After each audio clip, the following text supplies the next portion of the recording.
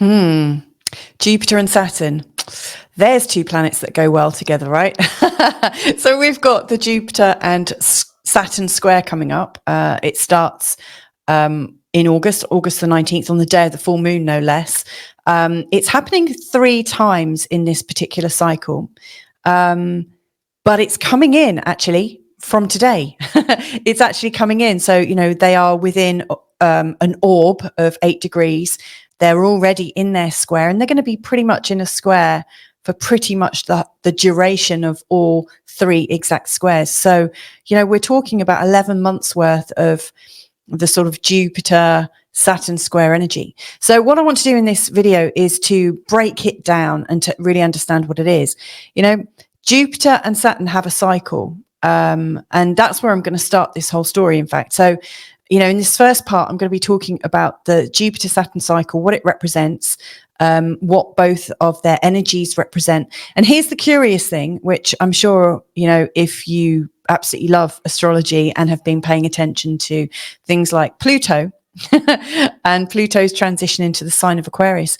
When Jupiter and Saturn got together the last time, in their conjunction, that was in 2020, December 2020, on just the day before the winter solstice. It was on the 21st of December 2020. Jupiter and Saturn last came into their conjunction at 0 degrees in the sign of Aquarius. Where is Pluto? Pretty much right now. Almost. He's at 1 degree at the moment. He's retrograding back to 0 degrees Aquarius. Later on this year, Pluto will go over this 0 degrees Aquarius point. Interesting. When Jupiter and Saturn come together, it's known as a great conjunction. It's one of the least frequent conjunctions that you get. Happens approximately every 20 years or so. So, yeah, here's how this video is going to go. I'm going to explore the Jupiter-Saturn cycle, what it represents, in particular, what this current cycle is representing that started in 2020 at 0 degrees Aquarius, because it's taking this whole cycle will take 20 years to complete. And this square is one of the first stepping stones of this cycle between Jupiter and Saturn revealing itself. So this square is showing a crisis point in this cycle. So let's, I want to explore how that's going to manifest. And then I want to have a look at how frequently these squares come up. I can tell you now it's roughly 8 to 9 years. And there are some opening squares and closing squares according to which planet appears to be leading. Right now, Jupiter is ahead of Saturn. Saturn's in Pisces, Jupiter is in Gemini. And so, Jupiter is the leading planet, you could say. It's an opening out, from this square. The next aspect will be a trine. So, does the opening square have a different energy to the closing squares? We'll look at that. I'm going to also look at some of the old Jupiter-Saturn squares and look at the energy that has happened. Is the first square the most important? We've got 3 squares, you see, during this square period. So I really, really want to break it down. At the end of this video, what I'm also going to do is look at a sign-by-sign forecast based on your ascendant. And so what I am going to be looking at in particular is what each of these Saturn-Jupiter squares is representing to you in your life as part of the ongoing Jupiter-Saturn cycle, the 20-year cycle, and how your birth chart or how your ascendant fits into the overall Jupiter-Saturn task, the mission that both Jupiter and Saturn are exploring right now through the 0 degrees Aquarius point, which is obviously where Pluto is. So there's a really, really strong and big message here. And if you think about it, Jupiter is all about expansion and growing in influence, and he's open-hearted and quite sort of philosophical as well. And then you've got Saturn, who is really quite serious and quite dour, got a great sense of humor, mind, in a kind of snarky way. Saturn is wanting to limit things. It's to tie it back in. It's so we've got the sort of juxtaposition between an expansive energy and a limiting energy that are both wanting to run the show. So let's dive in. Let's see how this goes. Before I go any further and bring up any charts, I just want to say thank you to anyone who sponsors this channel or drops me a little coffee or even just an encouraging message, because all of your support really, really means a lot to me. It really makes a difference to me. And it's that support that really gives me the confidence to share my passion, which is literally to dive into these planetary cycles and see how they can help us, how by observing the patterns of the past, we can start to predict the patterns of the now and the patterns of the future. We can start to get a real sense of where we're heading and what we might be working on. So thank you so much. You really do make a difference. So, okay, we've got the Jupiter Saturn squares of 2024 and 2025. So we're going to, first of all, just quickly establish who are Jupiter and Saturn, a little bit about the Saturn cycle and the Great Conjunction, as it's called, that happens every 20 years. Also, the start of the cycle, the Great Conjunction of 2020. It's interesting, if you think back to the timing of the pandemic and then the release of the first set of vaccines, the Great Conjunction happened right in between the two. So the pandemic was well underway and the vaccines were getting ready to be launched. And so the Great Conjunction is really part of that whole story, I would say. Sort of interesting how that sort of fits in. Then we've got Jupiter Saturn squares opening or closing. What's the difference? Some recent historical Jupiter Saturn squares, what was going on during those times. So I'm going to go back a few sets of squares and just talk about some of the different kinds of energies that were being expressed, how it was expressed on the world stage. And then talk about these particular Jupiter Saturn squares. So there's three of them, like I said, one in August 2024, one in just literally after Christmas. It might even be Christmas Eve, I think. I can't remember. I'll find it in a minute. So we've got Christmas 2024 and then June 2025. We'll be looking at those. Then there'll be the all sign forecasts for all 12 signs of the zodiac. And I also want to just signpost, I am going to be doing some Jupiter through the houses and also Jupiter Saturn aspects. So I think, obviously everyone has got Jupiter and Saturn in their birth chart. Mine are in a trine. And so I've got quite, I would say quite a balanced energy of going for it and also being quite cautious. And I want to record something about the actual aspects that we might have in our birth charts, so you get a feel for how you are within the whole scheme of things, and that will be coming soon. So I just wanted to signpost that. It's quite useful if you do know that your Jupiter and Saturn are in some kind of alignment. It's worth paying some attention to it. So first of all, let's have a look at a personal power. Who appears to have the upper hand between Jupiter and Saturn? Now, I've spoken at length about both of these planets in other videos, so I don't want to repeat too much. But essentially, Jupiter, also known as Zeus, is the son of Saturn, who's also known as Kronos. And of course, that depends on whether you're Roman or Greek, which form of mythology you're really looking into. Saturn was the god of time, wealth, power, and agriculture. And he absolutely wanted to hold on to all the power, so he was watching agriculture, like looking after power, looking after wealth, like obviously managing and administering time. He was absolutely about the worldly power and the human experience and how he could manage it all in its entirety. Now, Saturn heard a prophecy that one of his children would usurp him, and he was so keen to hold on to the power, he tried very unsuccessfully to kill off his offspring so that he could rule forever. Every time his wife, Ops, as she's known, every time she had a baby, he would swallow the baby or eat it, basically, and then that baby was never heard of again. Now, Ops got a bit fed up with this, and when she was pregnant with Jupiter, she decided to wrap up a stone and present the stone to Saturn, which he devoured, thinking he'd killed Jupiter. And she smuggled Jupiter into some caves, and he was reared in secret. Later on, Jupiter finds out that he is the son of Saturn, and he finds out what Saturn did, and he seeks to free his siblings. And I can't remember exactly. Well, I've read the story in a couple of different ways. You know, that he poisons him, and Saturn, you know, pukes him up, or that he slits his stomach open. I can't remember which one. But essentially, Jupiter frees his siblings, and then the power is distributed because he's got siblings. He's got Pluto, he's got Neptune. So there's Pluto, Neptune, Jupiter, the three boys. Then there's Ceres,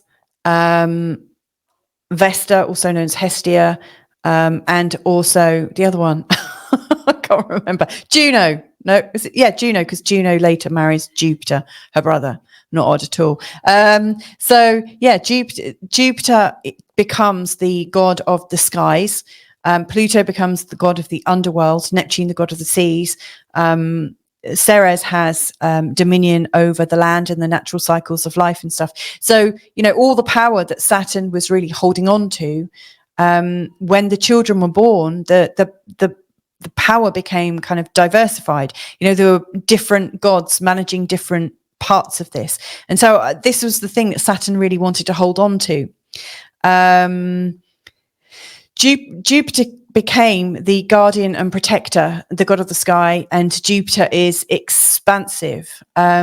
Jupiter did have a lot to do with the lives of men, you know, because if you think of the sky, and his grandfather, Jupiter's dad, was Uranus, by the way, and Uranus was like the god of well, at some level, consciousness, and that's probably how you think of the sky. You had like Father Sky and Mother Earth, and Uranus was Father Sky.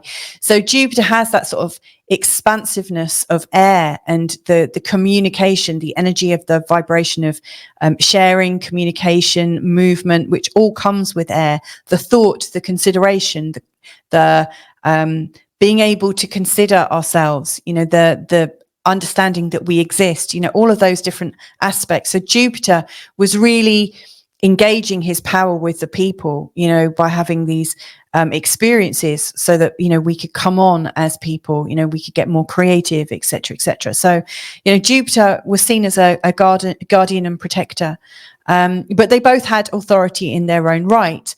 I would say Jupiter's kind of authority is a lot more visionary, a lot more ideas-based, a lot more expansive, giving possibility to people, not taking himself maybe as seriously as his dad, though, you know, Jupiter is also known for serious amounts of arrogance as well. And then Saturn was the kind of the person that held the purse strings, so to speak. You know, Saturn wanted to hold the reins. Saturn wanted to hold it all together and didn't really share. So you've got a visionary, almost like if you had a CEO at the top and then you've got middle managers. I would say Saturn really shows the energy of middle managers, you know, everyone that knows their place, respects the discipline, respects authority, and knows that it's comes from the top down, and everyone has their place, and you maintain your line, you maintain the power of it. Whereas Jupiter is a lot more, let's sow the seeds, let's have that vision out there, let's raise everyone up to collectively hold this vision. So they've both got a very different approach. Astrologically, this is how they show up. So Jupiter is known as a benefic and Saturn is known as a malefic. So again, they're pitched as good and evil, or right and wrong, or helpful, unhelpful. You know, Jupiter is known as being expansive and joyous. Saturn is known as being quite restrictive and cool, and a bit mean. Jupiter can be very magnificent and generous. Now Saturn can be supportive and grounded. You know, he's not always a bad guy. And similarly, Jupiter isn't always a good guy. But when they're both good, you know, Jupiter is known for his magnificence and his generosity and his optimism, his hopefulness about people and life. And Saturn is known for being supportive and creating a framework that might help people. You know, so he is also very beneficial. On a sort of like negative way of looking at things, you know, Jupiter can be seen as overly confident. You know, he believes in himself, he believes in his own hype, and similarly, you know, he can let people down. You know, he says he can do something he can't do, he can't achieve it, so there's an arrogance there. Whereas Saturn He can be really mean by using rules against people. You know, he can create rules within rules within rules and hold people in these kind of legislative binds. He can be very officious, where he, you know, considers that everyone's a number, you know, and he can be cold and absolutely boundaried. He's unreachable, untouchable almost. Jupiter can be a bit careless, crushing people accidentally. You know, I don't think he means to hurt people necessarily, but the energy of Jupiter astrologically is, you know, somebody kind of doing their own thing and getting on with it. And as a consequence, you know, your world and his world might rub up against each other the wrong way. And, you know, for instance, I think, you know, Jupiter is known for quite a few lusty affairs and things like that. You know, he probably wanted to get into that affair because it felt good, but maybe had different ideas than the people he was meeting with. You know how you can get hurt by people that really aren't trying to hurt you, but sometimes there's a miscommunication. You know, boundaries or expectations aren't communicated fully. Whereas Saturn, he can really crush confidence.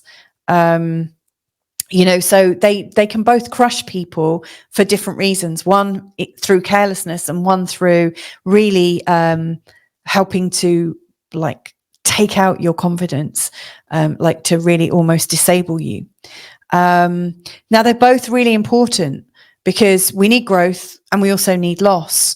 You know, we need all of these ups and downs to be able to evolve, you know, because if we don't get some kind of restrictive energy, we've got nothing to work against, nothing to work towards.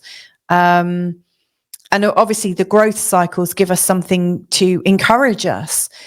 So a bit like, you know, sunshine and rain on a plant, we need both of them. So they are both really important. And the cycle that Jupiter and Saturn are creating is interesting, because what kind of themes are coming out of this? I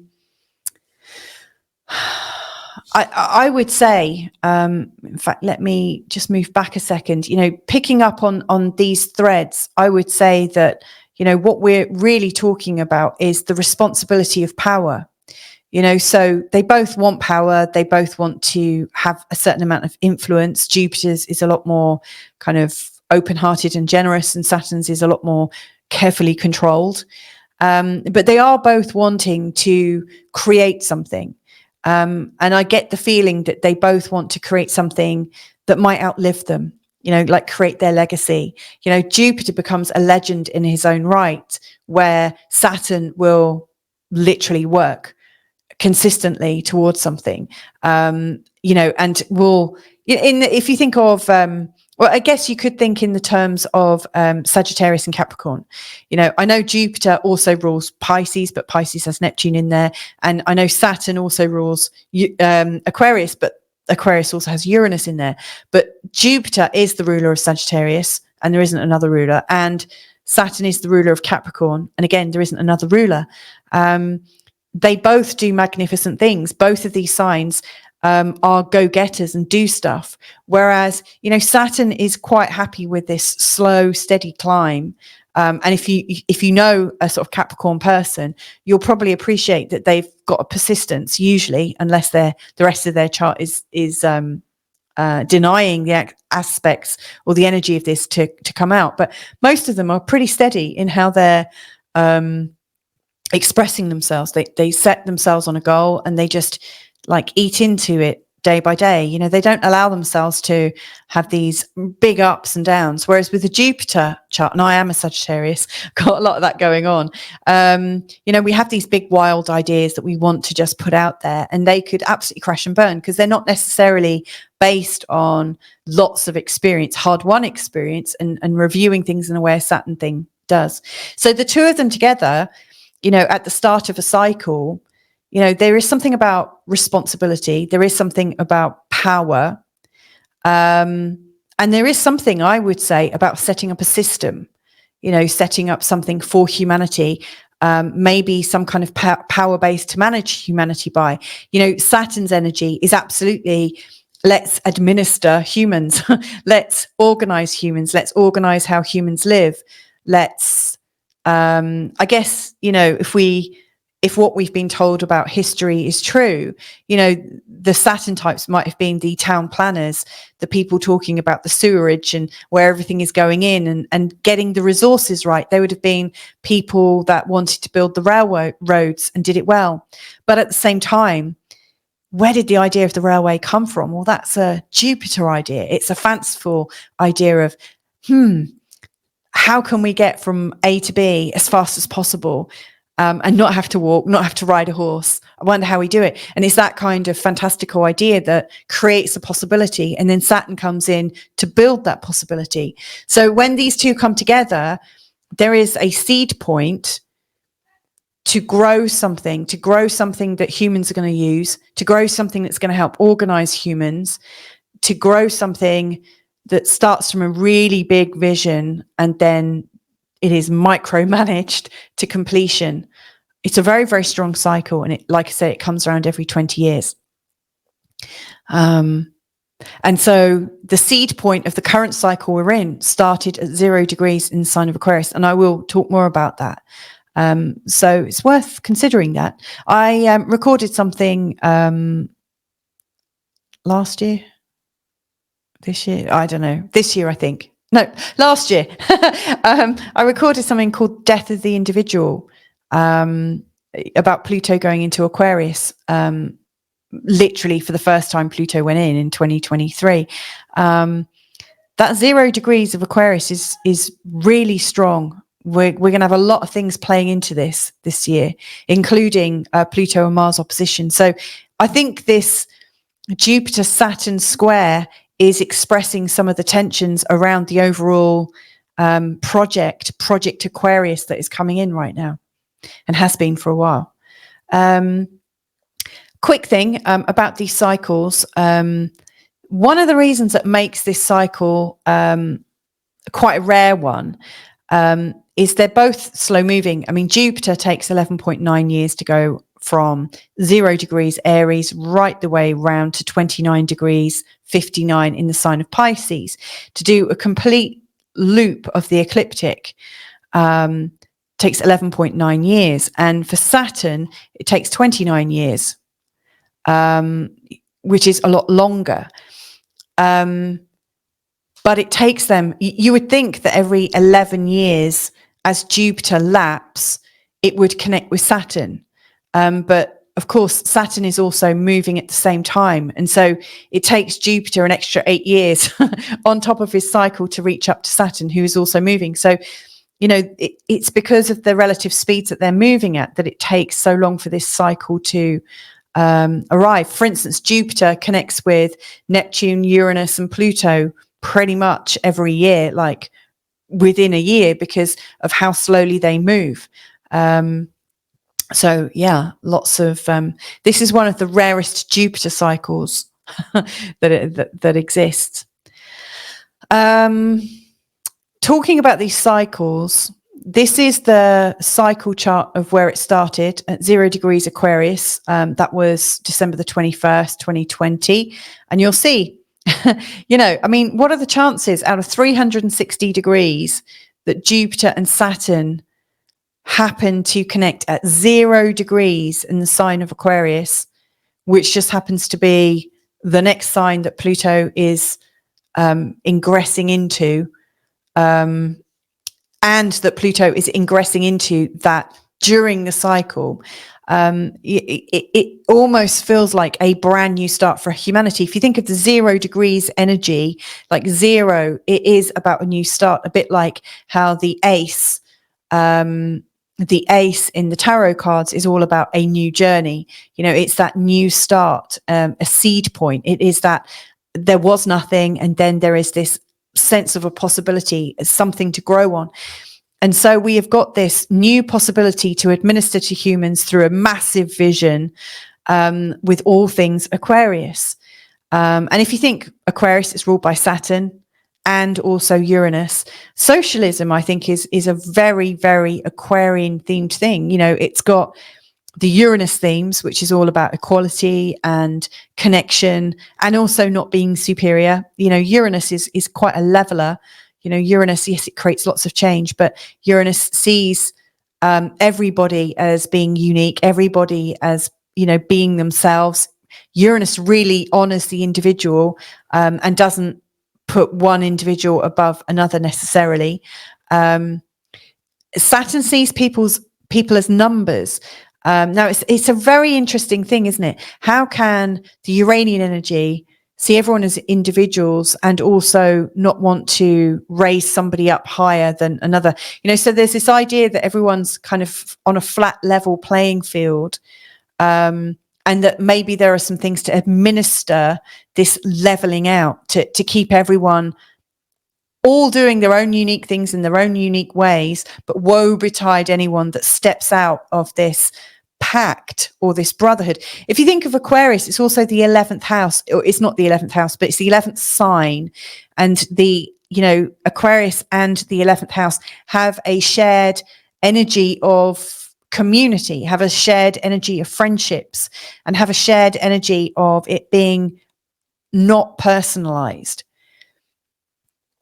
Like when we think about the 7th house, which really shows our friendships and our partners, it's very personalized. People are in our lives because they like us and we like them. Whereas the 11th house is a lot more utilitarian. It's a lot more, we are getting together because of a shared purpose, not necessarily because we like the people, but because we're mucking in and we're doing the right thing.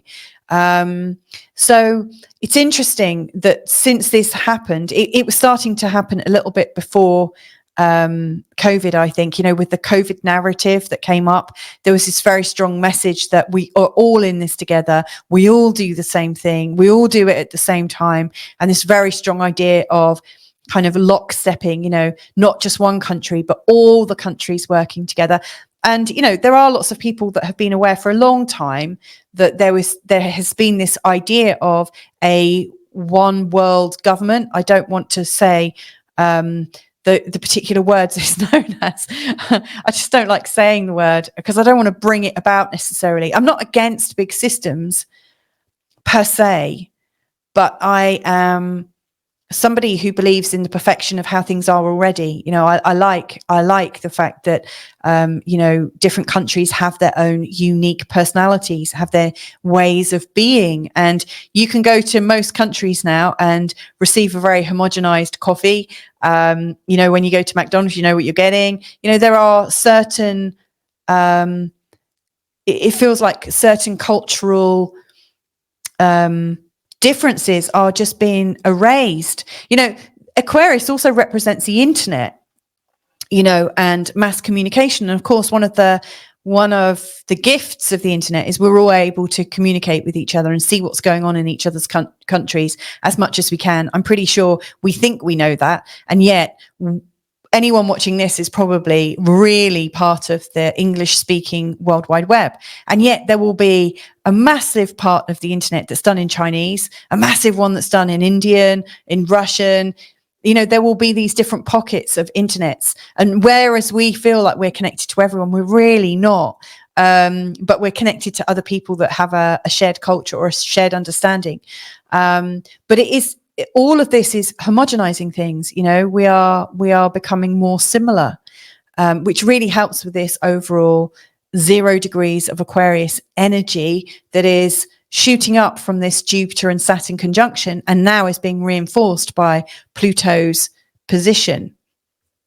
So it's fascinating, really fascinating. Now, I'll share a few more things about the cycles, but the cycles run every 20 years, and then every 60 years there's a repeated conjunction in the same sign.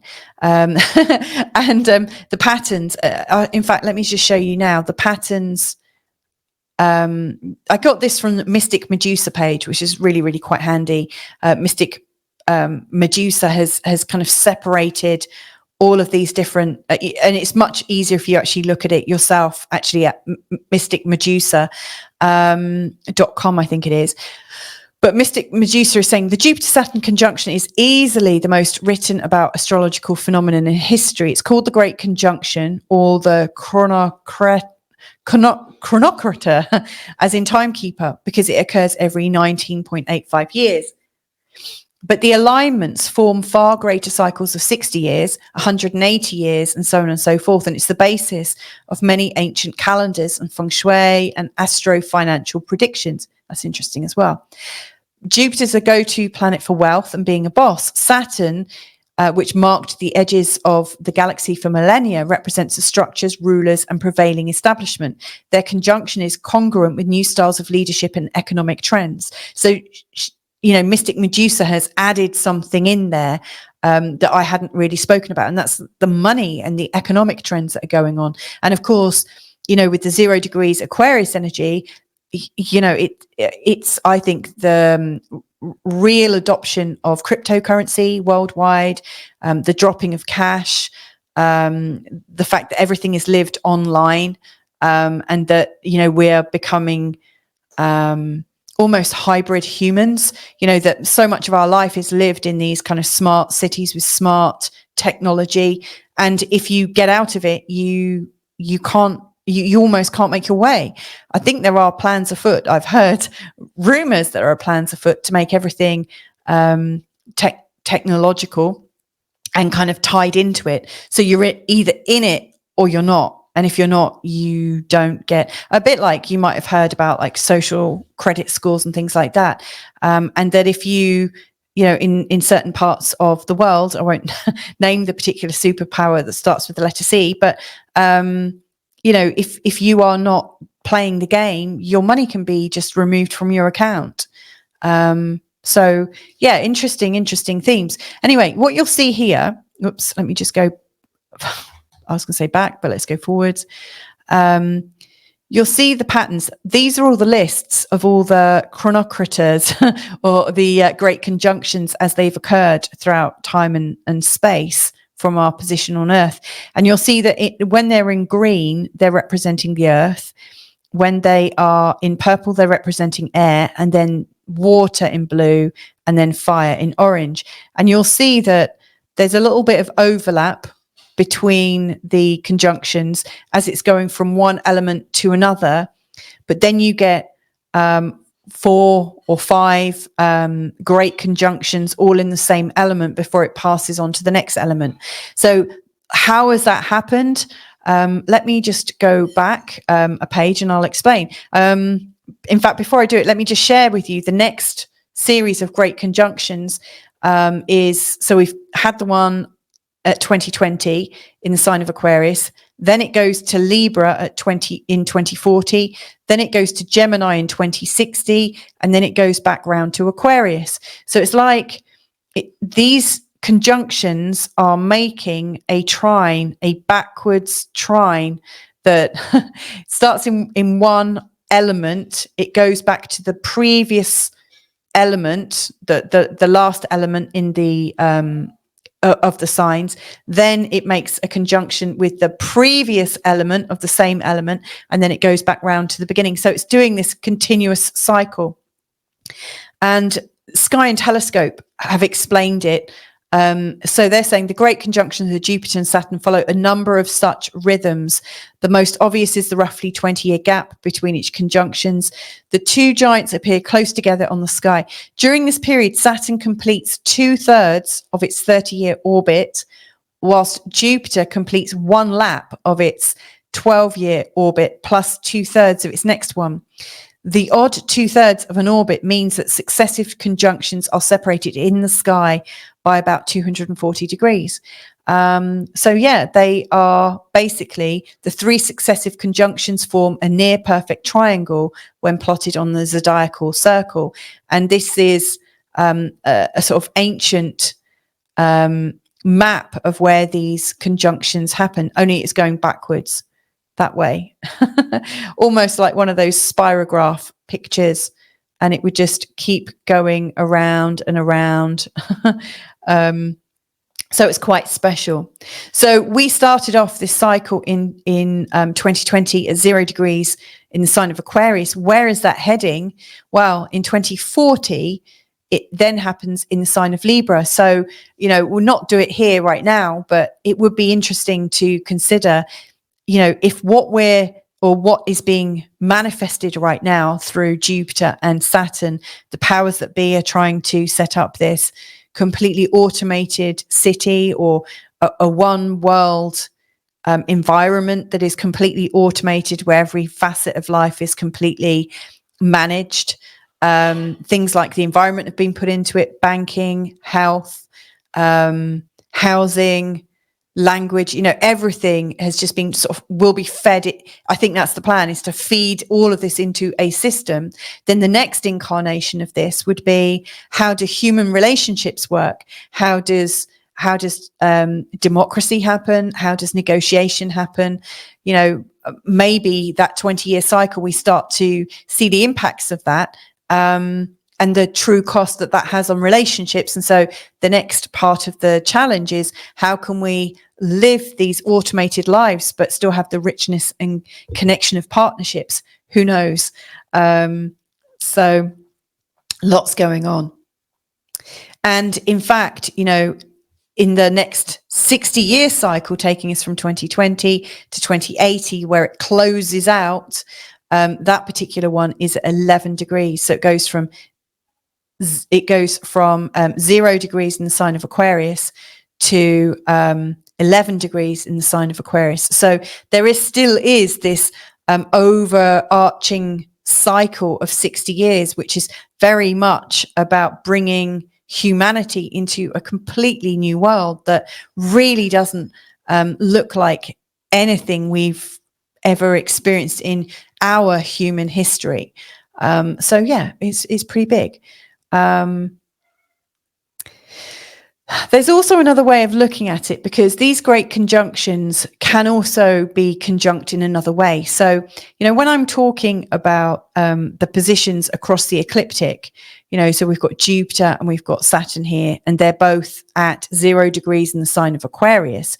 We're really looking at them as if they're on a flat surface, so if they were on a flat surface, a flat cycle, going around and around, and then they sort of meet up, that looks good. But in fact, they've both got tilts as they're going around. So one might be going around like this, around and around. So it's going around the zodiac, but also up and down at a particular degree, and the other might have a slightly different level of elevation. And so you can also look at the conjunction of where they're at the same relative height. And so every now and again, one of these great conjunctions happen, which is also a triple conjunction. And that is what happened at 0 degrees in the sign of Aquarius, making it even more powerful. So Jupiter and Saturn were in a conjunction across longitude and latitude at the same time. And you can see that. In fact, if you use astro.com, which I recommend you do because it's free, and it's a really good tool to learn astrology from. It's a really, really good package. And that's why all of the charts I supply here are pretty much done on astro.com. So what you see here, you can replicate if you choose to. But at the top, when you're looking at one of these charts, I think it has something like additional tables, a little option. And if you click on additional tables, it's somewhere, for some reason my mouse isn't working very well, somewhere in the top left-hand side of the screen when you've got your chart up. When you click to have a look at the additional tables, it lays out the data. So you've got all the planets that you've put in your chart and their longitude. Their longitudinal position across the ecliptic, the astrological zodiac. And you'll see Jupiter and Saturn here are both at 0 degrees. It says what house they're in. It says what speed they are traveling at. And then they've got something here, and it's about the latitude of declination, like how high up are they or how low are they according to the flat line. And it's expressed as an S or an N. It's north or south of this line.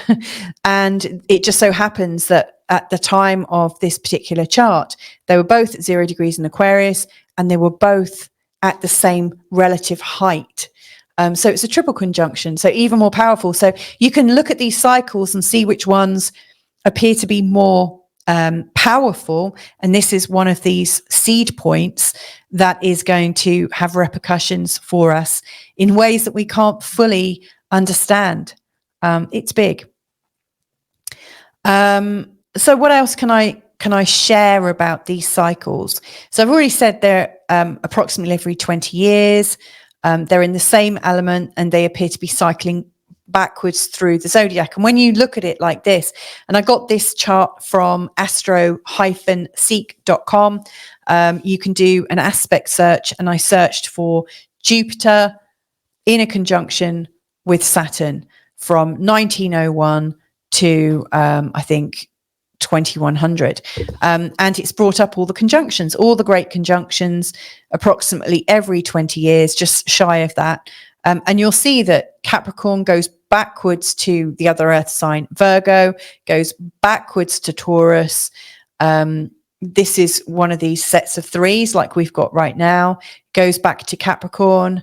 The next one has edged into Libra, and so on and so forth. It goes from one element to another in these batches.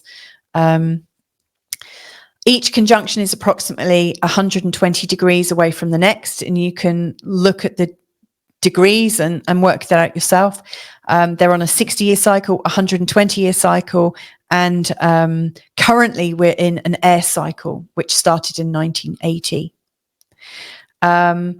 So here's a look at the squares, because this is what where we're at right now. You know, we're not at the Great Conjunction. That's already happened in 2020, but we're at the first square between Jupiter and Saturn. And so if you think about Jupiter and Saturn from conjunction to conjunction, as they're moving around the zodiac together, they will go into a sextile, which is an aspect. It's helpful, but it's not exactly really life-changing necessarily in terms of world events. But it goes into the first square, and that is a challenge. You know, that is a challenging energy between Jupiter and Saturn, one that wants to grow, one that wants to stabilize. Has the growth happened too fast? You know, the first square after the conjunction is always an opening square, because Jupiter moves faster. So it's opening a new possibility. It's moving faster than Saturn can keep up. So it is quite a big tension. If you think about your relationship, you know, if you're married, or if you're in a relationship, you've got a partner, or just think about you and your best friend or something. You have an idea, you decide to work on it together, and one of you moves at the speed of sound. You're like breaking the sound barrier because you're so fast, and it might be you, it might be your partner. And then whoever is the slower of the two, or the more accurate, the one that does the research, the one that deep dives, the one that's slightly more cautious, it creates such a tension. And at that point, the whole project can completely collapse. You know, it's a pretty big energy. So we're looking at that potential collapse point. We're looking at that energy of one planet has just moved at a faster speed, and the administration, the Saturn side of it, just cannot keep up. And you'll have that going on in your personal life. You know, it won't just be at a political level. You know, this aspect will be playing out for all of us right now. There'll be something that we're galloping ahead on, or maybe life is galloping ahead for us, and we're not being able to catch up. I've certainly got that feeling of there's almost more than I can handle, and the Saturn side of me is really wanting to sit still, ground, do nothing. And there's this other side of me, the archetype of generation of ideas, is really, really strong. And it's like, how do you find that calm point? So these squares, you can see, if you took the time to look, they're happening every 8 to 9 years. And then the opening ones, you know, so we had opening ones in 1986. Then in 2005 to 2006, we had more opening squares after a grand conjunction, a great conjunction. And now we're here in 2024. So we've got this first one arriving next month on the 19th of August, on the day of the full moon, one on Christmas Eve, and then the final one in June of 2025. We've also got closing ones every 19 to 20 years. So if you look at November 1995, for instance, Jupiter, which is the fastest planet, is in the sign of Sagittarius, and Saturn is in the sign of Pisces. So you know that Jupiter is lagging behind, but is faster. And so the conjunction, the conjunction is coming up. They are wanting to connect. It's closing the gap until the next conjunction.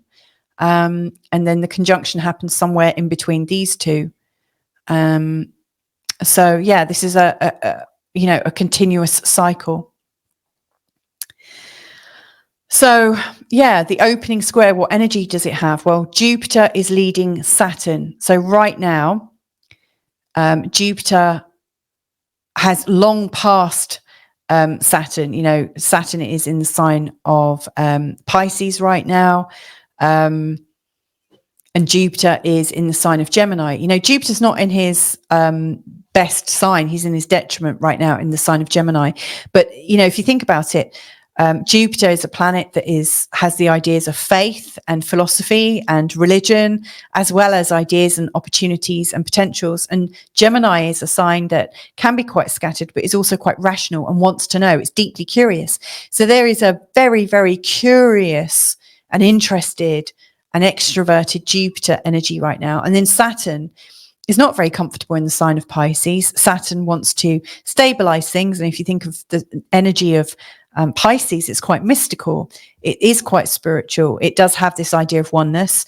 And it does also have the murkiness of consciousness when it's hidden and unexpressed and is just latent, kind of languishing in the oceans of Pisces.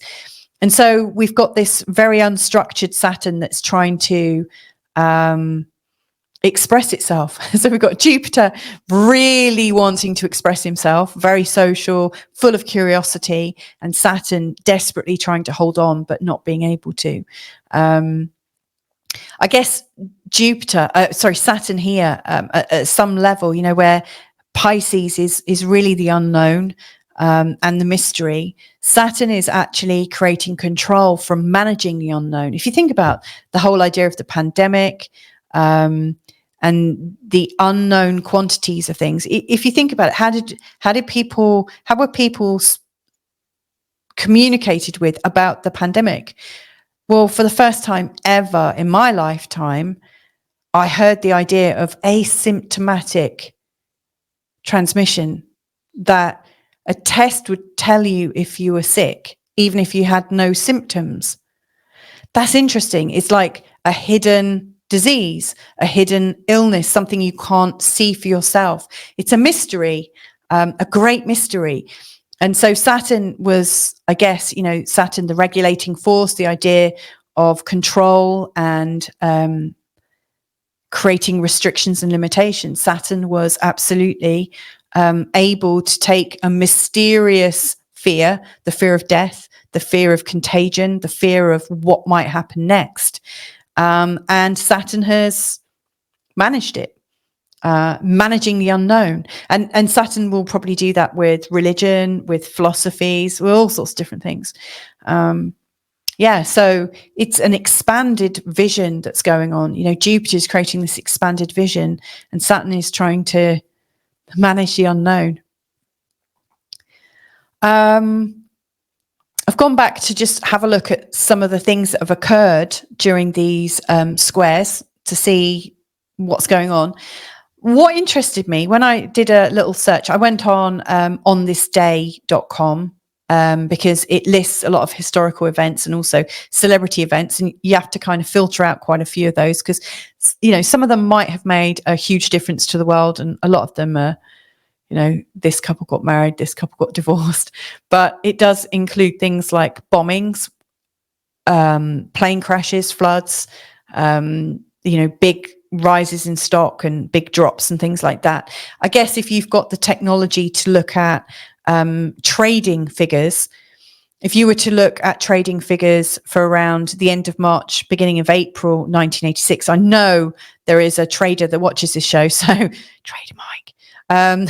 Check out the trading during these times. What was happening? Was there a big rise or a big dip? Was there a change? Because these are sort of changing points in terms of wealth and economy. So anyway, I've looked at 1986. Let's see what came up.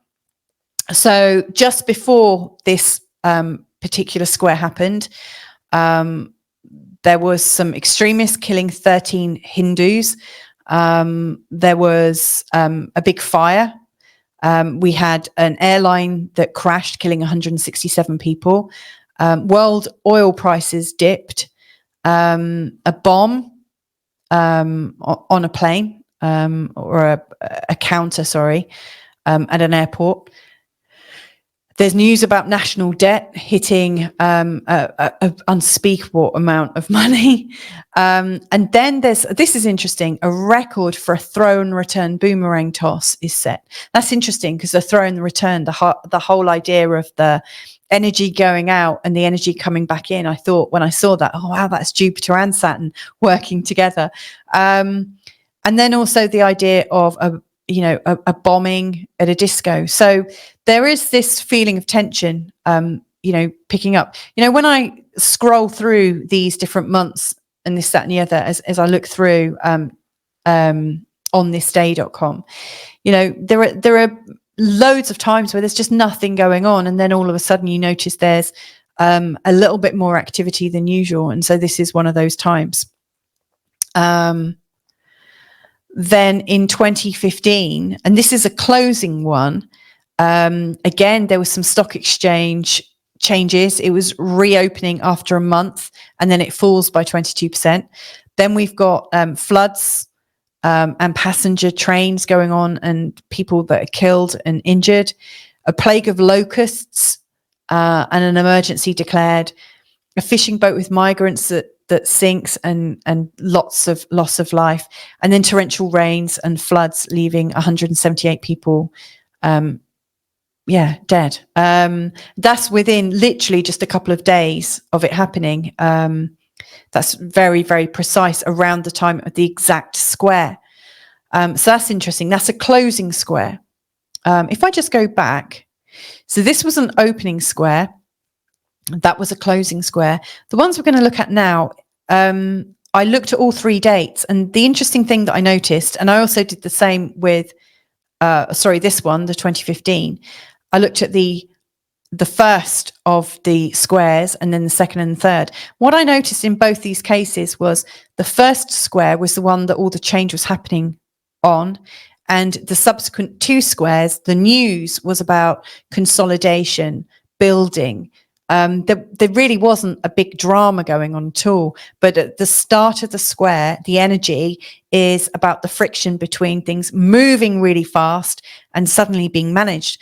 Or if you think about like bombs going off in a small place, or like locusts coming into a small place, it's like a big energy and a small energy at the same time. And the juxtaposition, how does that get managed? But the subsequent squares are just not showing that pattern. They're just showing the building, like Jupiter and Saturn almost come together and start working together.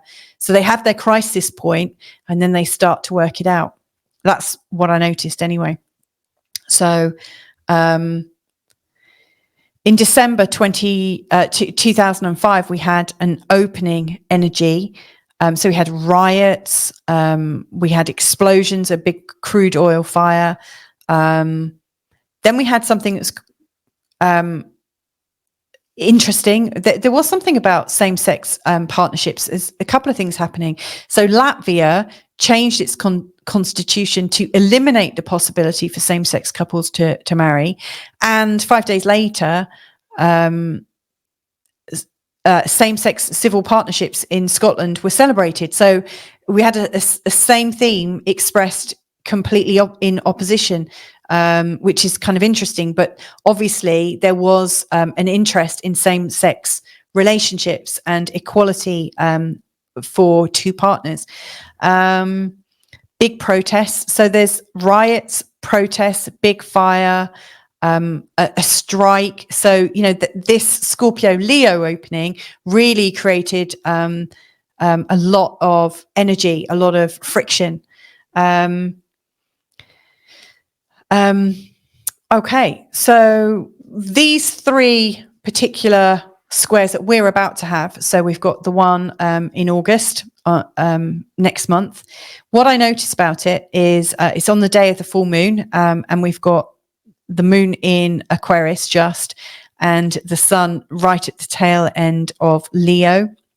So that's quite a big energy. So when this Jupiter Saturn square starts, and if you think about it, it's the first of the three squares, it's likely to have a much stronger energy than the subsequent two. It's likely to be a lot more important, and bring up some really important themes about, you know, the speed that things are going at and our comfort with it. It's interesting that the full moon is going across the sign of Aquarius and Leo, because obviously Pluto is also in Aquarius and there's a big Aquarian theme. You know, I see this as maybe something to do with the fracturing of our personal story. You know, the sun in the sign of Leo, the sun is the ruler of Leo. It is about the person, the individual, the joy, the creativity of being your own person, the sovereignty of being king of your own castle, or Leo, the king of the jungle. And then, you know, the moon is really fractured. You know, the soul is crying out for more connection and recognizing that when we are sovereign and saying, this is mine and I'm king of this, you know, at some level we're disconnecting from people. And yet, when we connect with everyone, we lose the individuality. And so there is a real sort of fracturing. You know, we might be having the question of, you know, who do we need to serve first? Do we serve ourselves first and then the community after, or do we serve our community first and then the person after? And it's interesting because, you know, like right now with Pluto in the sign of Aquarius, we've got a really, really interesting new way of being. If you think about the boomer generation, my parents are both boomers. I know a lot of people that listen to this probably have boomer parents, because I can see the breakdown of age. And you might also have boomer grandparents. But the boomers had Pluto in Leo, and they were exploring the power of being individual. You know, we've like turned it completely on the head now, and the power is coming with people. So yeah, there's this big sort of juxtaposition of how can we serve the community and the world whilst not losing ourselves? Is that possible? And if we're not fully in ourself, how can we really serve the betterment of humanity? You know, don't we need to have a bit of ourselves to be able to bring something new to the world? How do we do that? Jupiter's also in a conjunction with Mars, which is pretty strong. So Jupiter and Mars, you know, the Jupiter energy is absolutely rushing forwards at this point. It's really fired up. It's more arrogant than usual. We are probably overconfident. This is a very, very overconfident Jupiter. And Saturn will use any kind of manipulations and gaslighting, given that it's in the sign of Pisces and it doesn't want to lose power. It will be as manipulative as possible to stop the feeling of confidence and well-being and possibly arrogance that we may be living our lives with. So it's almost like there is this Saturn tantrum saying, how dare you? You are way too confident. You are way too happy. You are way too empowered. You're way too curious about the world. You need to stop that right now. And Jupiter and Mars are like sticking their fingers up and saying, whatever, I'm doing this. So this is really, really strong. There is also a T-square to Venus in Virgo. So you've got Saturn here in opposition to Venus in Virgo. You know, Venus in Virgo, she is wanting to be utilitarian. You know, Venus in Virgo is absolutely wanting to share and gift and to serve others. And so she is also part of this. She really wants to serve others. So I really do think we're getting this first square is us noticing that the pressure of serving the community whilst also serving ourselves has got too much. And it feels like we're at a breaking point. We need to get clear. We need to wake up from the dream. And I say that quite purposefully. I think we've all been really programmed, no matter what political ideas we have, what educational ideas we have. We've all been highly programmed in these last, I would say the last 5 years, but I would actually say it goes on way beyond that. there are subliminal messages sewn into all public speaking. There's really divisive news, really divisive celebrity stuff going on, and this real strong idea that it's okay to dehumanize people, and to see some people's lives as less valuable than others. There's some very, very strong programmings that have been put in, where when you can have one idea that we love humanity, we love people, we absolutely believe that everyone has a right to be here. When you can hold that view and at the same time hold that it's okay that somebody gets maimed or hurt or injured somehow, and it's a celebration because we don't like them, or we don't like the religion that they're part of. When we're holding two opposing views like that, you can bet your bottom dollar that there's some manipulation that has made it okay for you to hold that. You may not have come to that conclusion on your own, because I think when we are left to our own devices to work things out for ourselves in a very human way, the only way we know how, which is to talk to people, to chat to people, and to learn from each other, something has come in between people, and we've allowed it to happen. We've been asleep on the job. So I think this first square is waking us up from the dream state. It's waking us up from whatever we've been. We've been so busy. We haven't had our eyes on the ball, and we've had things talking right into our consciousness, right into us the whole time. And I think this dream has limited us quite magnificently. It's very, very clever. So I think this first square is us waking up and realizing that there is a really big cost to the two forces that we're trying to balance: the force of our own self, our own vitality, and the cost of serving the community. And where does that responsibility start and end? And how can we find peace with it? Because right now, from my own layman position, I see that rather than us having a conversation and getting closer to working out how that could happen, actually what's happening is there are people who are about the community and the community only, and they're going way over here. And at the same time, people that believe in sovereignty are going way over here. It's like, I go to the playground quite a bit with my small children, and I see them on the seesaw, and how, the younger one will need to move further out and the older one will have to move further in to be able to balance out their weight, But I think society has come out further, because when one side moves out, the other has to, or else it just topples. But I wonder how we can all come back together, because ultimately Jupiter and Saturn will come back round together. And unity is, I think, what we're all here to learn about. I could be wrong, probably am. The second Jupiter Saturn square then is happening on Christmas Eve, and its coding is slightly different. It's moved on. In between those months, we have now gone into the time of the Mars and Pluto oppositions, which are across Aquarius and Leo. So again, the Leo and Aquarius theme is very, very strong. It's like, am I into my sovereign self? Do I believe in my community? Is it possible to hold both of them as important and to make it work? And how can we do that? Do we have to kill off one to serve the other?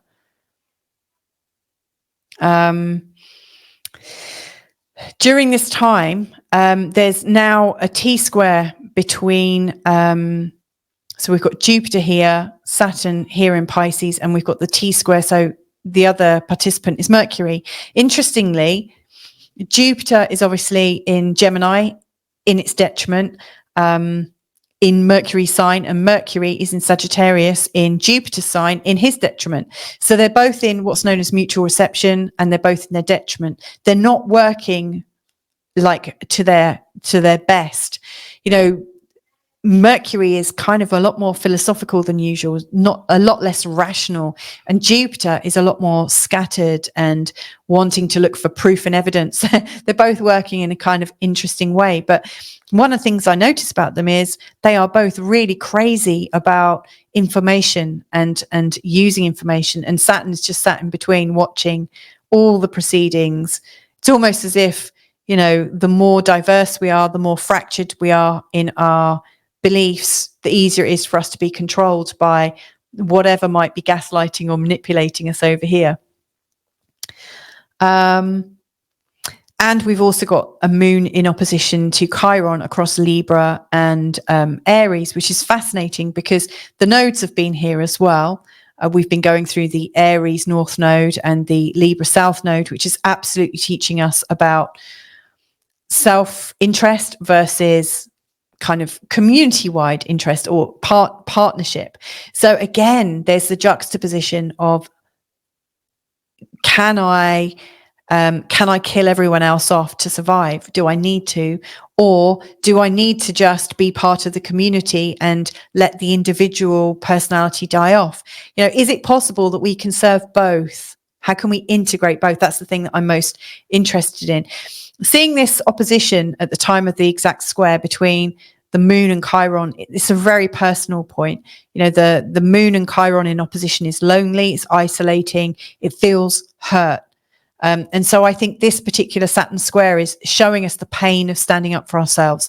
We might have already decided that there is a cost to the difficulty that we're experiencing, you know, because we're feeling fractured, or we're starting to see the cost of the fractures really arriving in our life.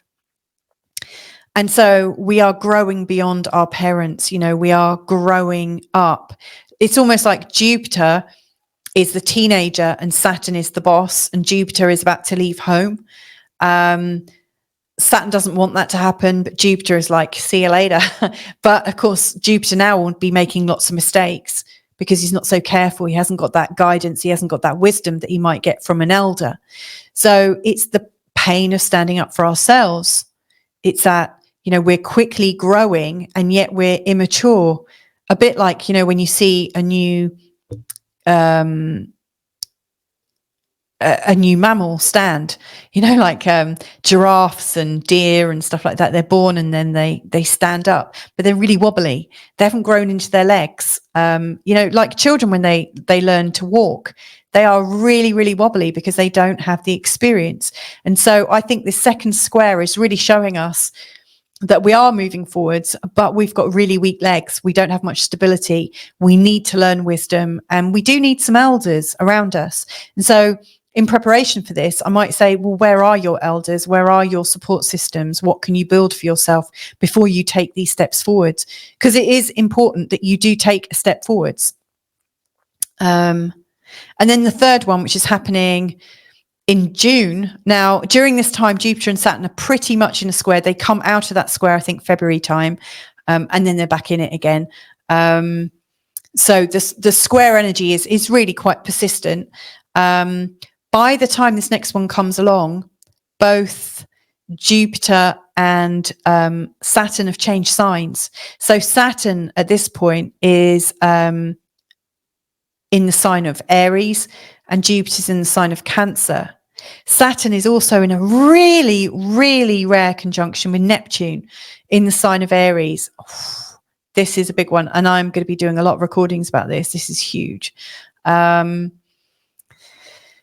we've got, this is really fascinating. Mars is in a tight sextile with Jupiter and quincunx Saturn and Neptune. So there's Mars. It's connecting to the Saturn and Neptune point, and is also connecting to Jupiter. Then we've got Uranus in a semi-sextile to Jupiter and in a sextile to Saturn and Neptune. Then we've also got Mars in a square to Uranus. This is really important because right now, like literally on the 15th, when we've got the Mars and Uranus conjunction, we've already started to see the effects of that, you know, with the attempted assassination of Donald Trump, which is a very sort of visual and quite scary like thing to observe. I can't imagine what it'd be like to have been there. Really quite shocking. And that's a really good example of Uranus and Mars together in a conjunction. On that day of the exact conjunction, that is what's happening. that's the first moment when Jupiter and Saturn are actually going into their square. It's a really, really dynamic day. So it's really interesting that when Jupiter and Saturn are exactly in their last square, that Mars and Uranus are in a square. So they have moved on in their cycle, and they are expressing their sort of energy, their cycle energy, in a whole new way. Given that big things were happening to Trump on, with this particular conjunction, I would imagine at the end of this square, when these two are playing off, I would always be looking at this pairing of planets now when considering Trump's chart. Because it's like he's got a listening for it now. I don't know if he's got a taste for it, but that energy of Uranus and Mars just seems very, very strong and potent. So that's fascinating. So Uranus is connected. And then, of course, Pluto is in a sextile here and a quincunx there. So you've got Jupiter, Mars, Uranus, Saturn, Neptune, and Pluto all between 29 degrees and 3 degrees of their signs. They're right at the end of one sign or the beginning of another. And so they're all interacting. Now, if you think Pluto is control and transformation, Neptune is where things, you never know what is coming. With Neptune, it's highly creative, can be highly manipulative, can be highly dreamy and spiritual. Saturn, which is about building things and creating structures. Uranus, which is blowing up the structures and creating something completely new. Mars, which is our desire to thrive and to survive. And Jupiter, a growth principle. All of these energies working together with this last Saturn square. It's big. Really, really big. So I see that there is a very strong growth forwards. Whatever this series of squares has mattered to us, whatever's been going on with us, when this final part of the square comes in, we are growing really fast. We are really moving fast. And so I think it's good to be able to see where that fits into your chart. If you've got a lot of planets around the end of a sign or the beginning of a sign, all of these planets, which are all moving and very active and wanting to create something new and dynamic, they're all going to be playing into your chart in a really, really big way. Now is the time to start thinking, okay, well, what am I already working on? Because boy, by June of next year, this is moving. This, there won't be any stickiness. This is going to move fast. Now, of course, the Jupiter-Saturn square is part of the Jupiter-Saturn cycle. So you might also be saying, what is the world trying to organize right now? And what is the world going to really move fast forwards with? And this is a time when I think whatever aims the people who seem to be in charge are working on, I think the aims of creating that, as some people put it, the utopian smart cities and the connected governments, I don't hold the same view. I don't think of that as a utopian dream. It's not to say I won't.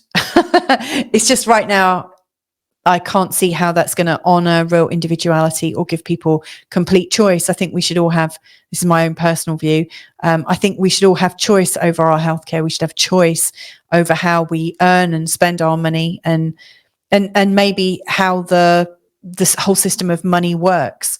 I think we should have a lot more choice. And I think when we're fully and consciously in our choice, we can actually create a lot more true things that could be really, truly useful. I'm very curious of rushing headlong into a hybridization of humanity.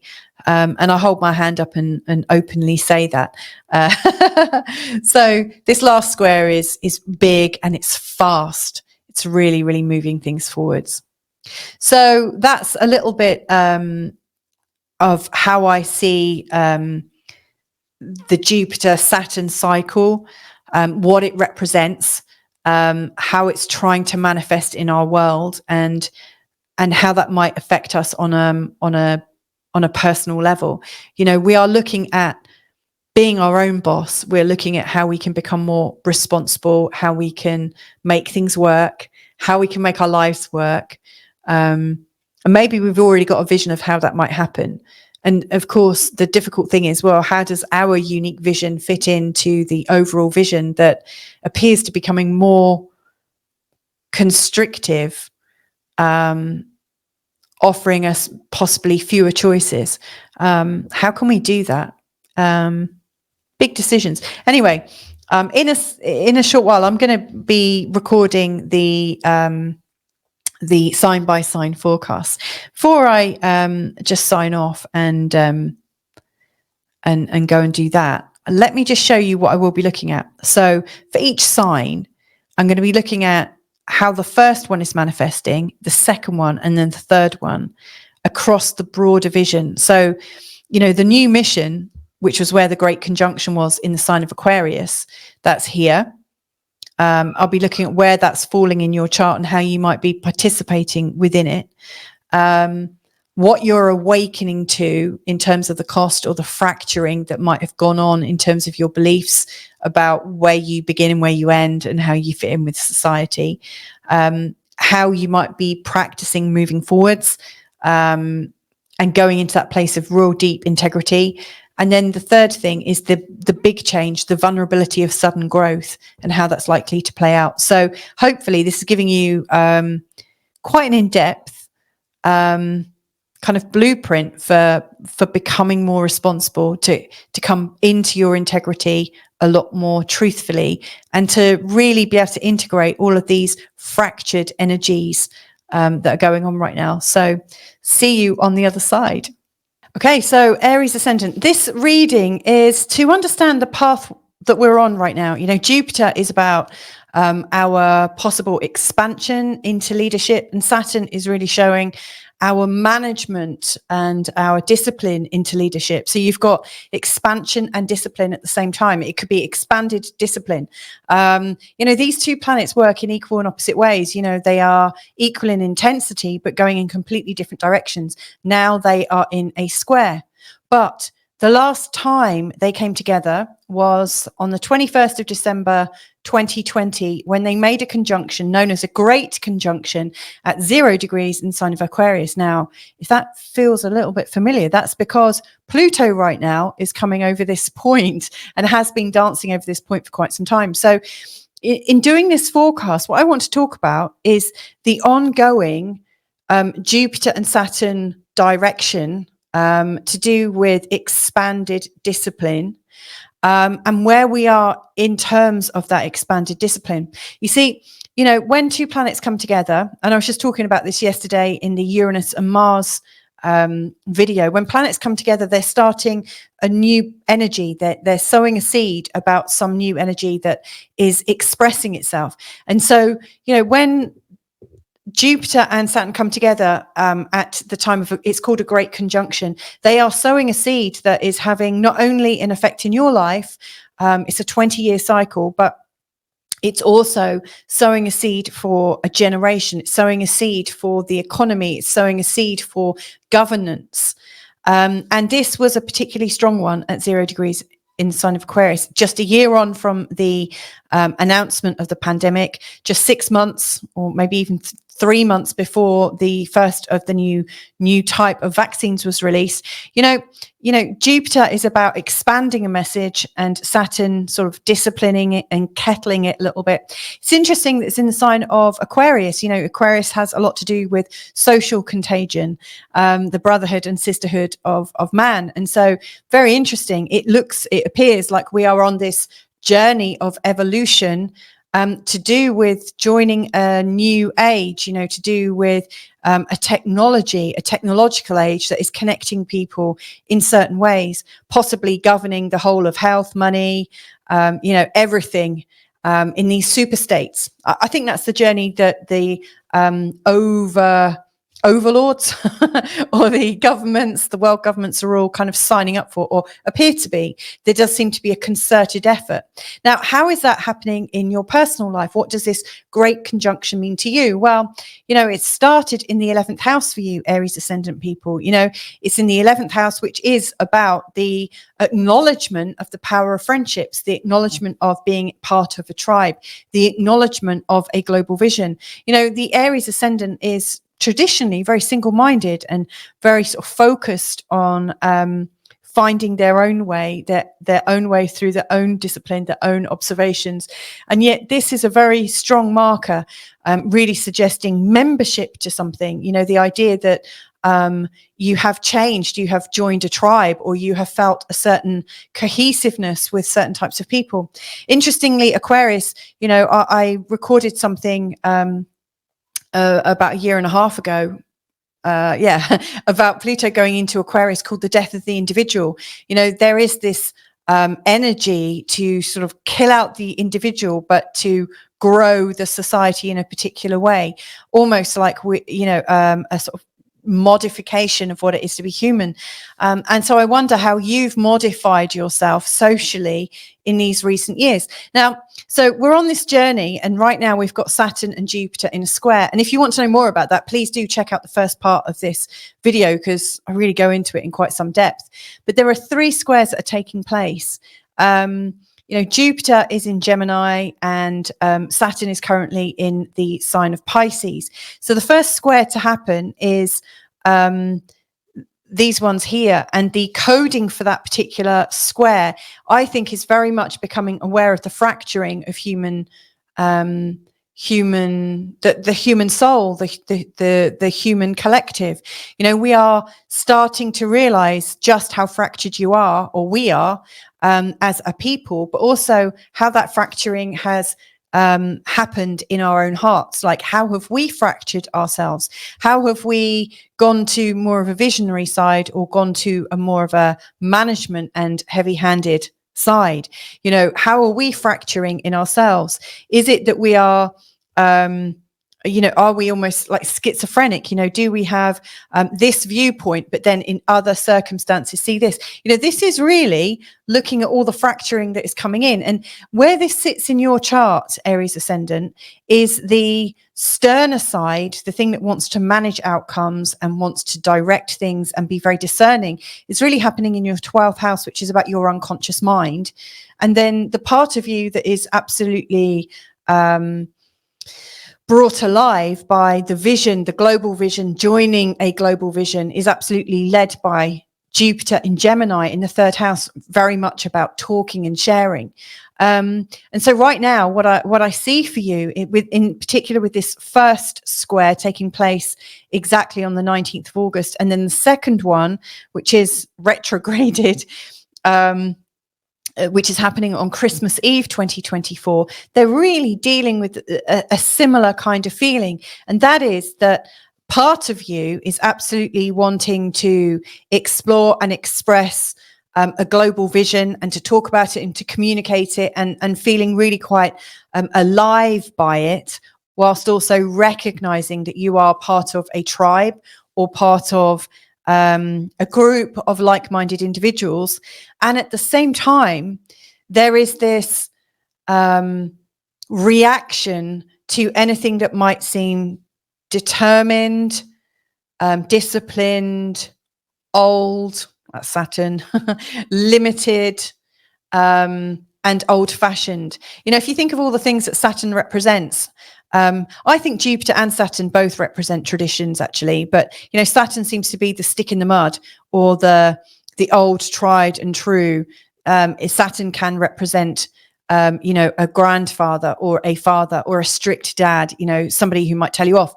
And so, you know, whatever's going on, however you're expressing your views on life and the world right now, it's fracturing. It is in conflict with maybe what you've learned from a strong male figure in your life, or a strong figure of authority in your life. Maybe your family, maybe your early schooling, maybe brushes with authority, you know, with first jobs and things. To me, it feels that you are in 2 minds. You're not completely sold on a free vision. You are also still reacting. You know, is your desire for a free vision coming from the pain of having strict parents? Or are you actually noticing that even though you are wanting a freer vision, that actually maybe the parents also had a good thing going as well? You know, to me, it doesn't have to be either or. And this is the interesting thing about the square is, you know, my question to you is, how can you integrate the very best of the tried and true and tested in your life? And how can you also integrate the new and exciting and the social and the expansive? How can you manage the expansive vision as well as the more traditional vision? How can you bring those together? Because, you know, at a world level, there is this very strong fracturing. And to me, it looks like since this seed point was set between Saturn and Jupiter back in 2020, the fracturing has got worse and worse. It's got stronger and stronger. It's creating something for us to think about and recognize. And of course, you know, that's not going to make, that is going to make a difference in how the world is perceived and how it's managed. But on a practical level, you know, you may well be so taken by a new vision that you throw out all the things that have really worked for you. You know, that could have a massive impact on your health, on your finances, on everything. So there's a very strong tension that you're living with. And a lot of it is coming from the unconscious. To me, what this is giving birth to is the potential to let go of some of the conflict that you have experienced in the past that has been locked away. It could be trauma. You know, it could be very intense trauma, seeing as Saturn is in the 12th house. It often shows a time when you're also feeling a little bit depressed about life and not really knowing how to move forwards in it. What interests me is these three squares take place. The first one is the acknowledgement that there is a fracturing and the cost of it. You know, what is it costing you as an individual to hold these two separate realities, you know, one in one hand, one in the other, and what is it like to bridge two worlds? And then the second one that's happening over Christmas, and actually, you know, the square is going on the whole time pretty much, but you know, this is when the square comes in fully. How can you take steps to practice moving forwards? I think between August and December, what's really happening is you're feeling more confident to step forwards. You're feeling more confident, as if you are starting to work it out, as if you know that, okay, a vision can be inspiring and it can motivate some movement. And yet, if I forget about the structures that might have helped me get where I am, I could be doing something in a completely free-falling way, which may not really serve me. It might do, it might not. But, you know, I think by Christmas, you've really had those discussions with yourself, and you can see that there's something that you need to do, some form of action that you really want to take, because it's in your deepest integrity. And you know, the Christmas square is almost like leaving home. You're preparing to leave home, only you're not actually leaving home unless you actually are leaving home. But it's like you're stepping out a little bit. And you might be, during that time, stepping away from this tribe, you know, that you've identified with for the last 4 years. You might actually be stepping back into a different tribe, you know, or you might be leaning in further to it. But something of the tribe and the collective is either bringing you closer to it or repelling it, you know, moving away from it. Now, the change point comes with this third square, because by the time the third Jupiter and Saturn square come around, they've both changed signs. So by this time, Jupiter is in the sign of Cancer, which is very much about the home and family. And it's about feelings of well-being in the home and family. And then Saturn is in the first house. It shows you having a lot more discipline. It also, you know, when Saturn goes through the first house, I remember it quite pointedly, markedly. The last time Saturn went through my first house, I was growing in responsibility as a mom.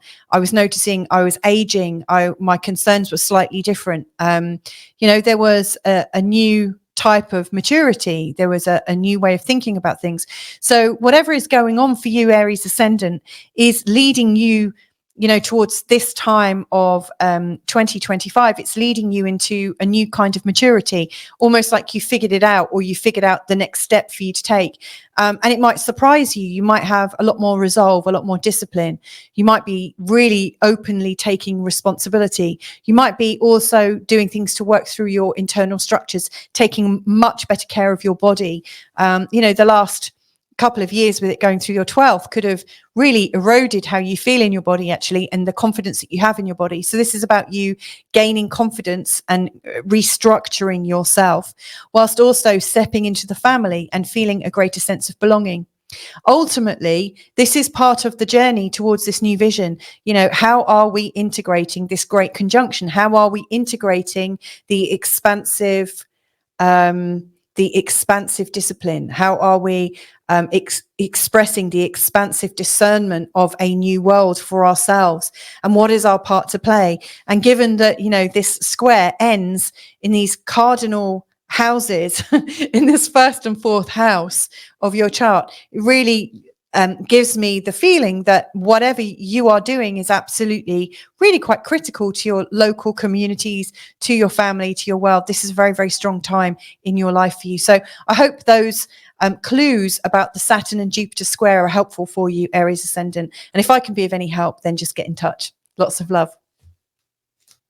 Okay, so Taurus ascendant, what is this forecast about? So you may or may not have looked at the first part of this video. If you're fascinated about Jupiter and Saturn and the roles that are playing in your life, but also the roles that are playing in the world, then I do advise you have a look back at that, because this forecast really does relate to that. In particular, I'm looking at the Saturn square, the exact Saturn square of August 24, the exact Saturn square of December 24, and then the final Saturn and Jupiter square of this set in June of 2025. But they also relate, they have a lot to do with the new mission which started in 2020. So just before Christmas 2020, Jupiter and Saturn came together to create a seed point. This seed point is called the Great Conjunction. Every time Jupiter and Saturn come together, it's a great conjunction. It has very strong ramifications for the financial world, the political world, the infrastructure of where we live and breathe, how we organize ourselves. But it also has an effect on how we are as people. This conjunction comes around every 20 years, so it's not to be sniffed at. And this one came, when they came together at 0 degrees in the sign of Aquarius. Now, you know, if you're an eagle-eyed astrologer, you'll notice that right now Pluto is dancing in between Capricorn and Aquarius. Indeed, he's going to go over this point very soon. And he will go over this point again. He's going to go over this point another 2 times this year. So this is a very, very strong point, you know. So what is the seed point of 0 degrees Aquarius creating in the world? And I have spoken about this, I think, in the video that I recorded a year and a half ago, called The Death of the Individual. It's about Pluto and Aquarius. You know, this particular video is looking at some of the themes of Pluto and Aquarius, you know, the technological age, the idea that everyone can be controlled using technology and smart technology, smart cities, and the idea of an amalgamated form of governance that incorporates the financials, the health, and so on and so forth. And social opinions and things like that. Diversity is another huge thing. And probably you've noticed that your world has changed quite considerably since 2020, or a little bit before that, actually. You know, the start of the pandemic really seemed to turn on the head of our culture.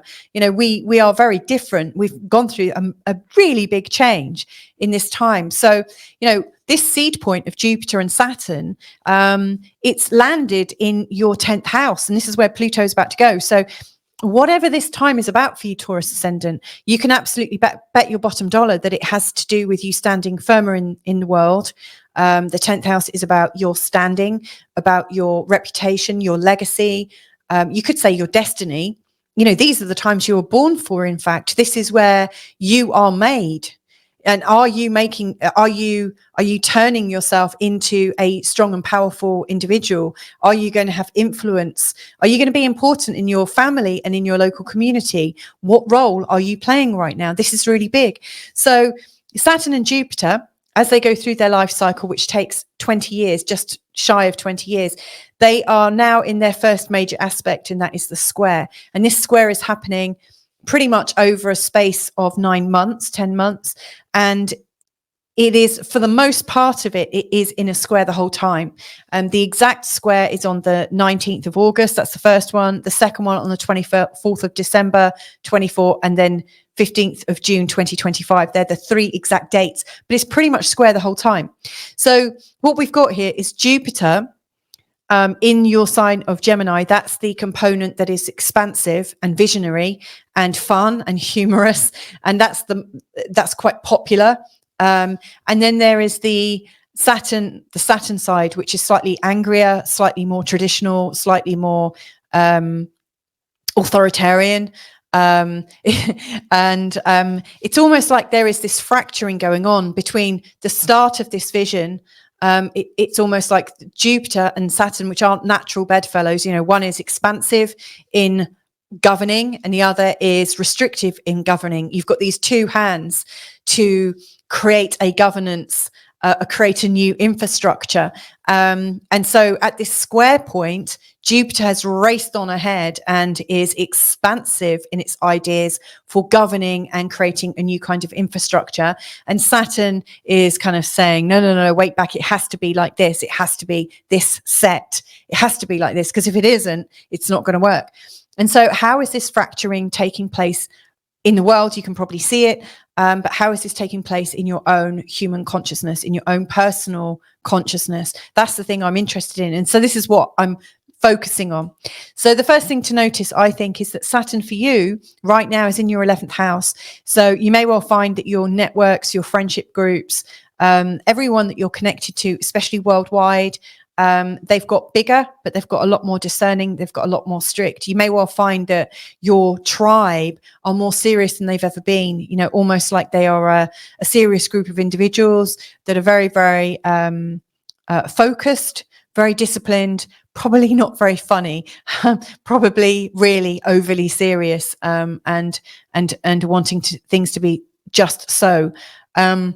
Then there is also the feeling of the Jupiter energy, the expansiveness. And for you, it's taking place in your second house, which is about you raising your self-esteem and raising your opportunity to earn money, raising your sense of hope and optimism and possibility.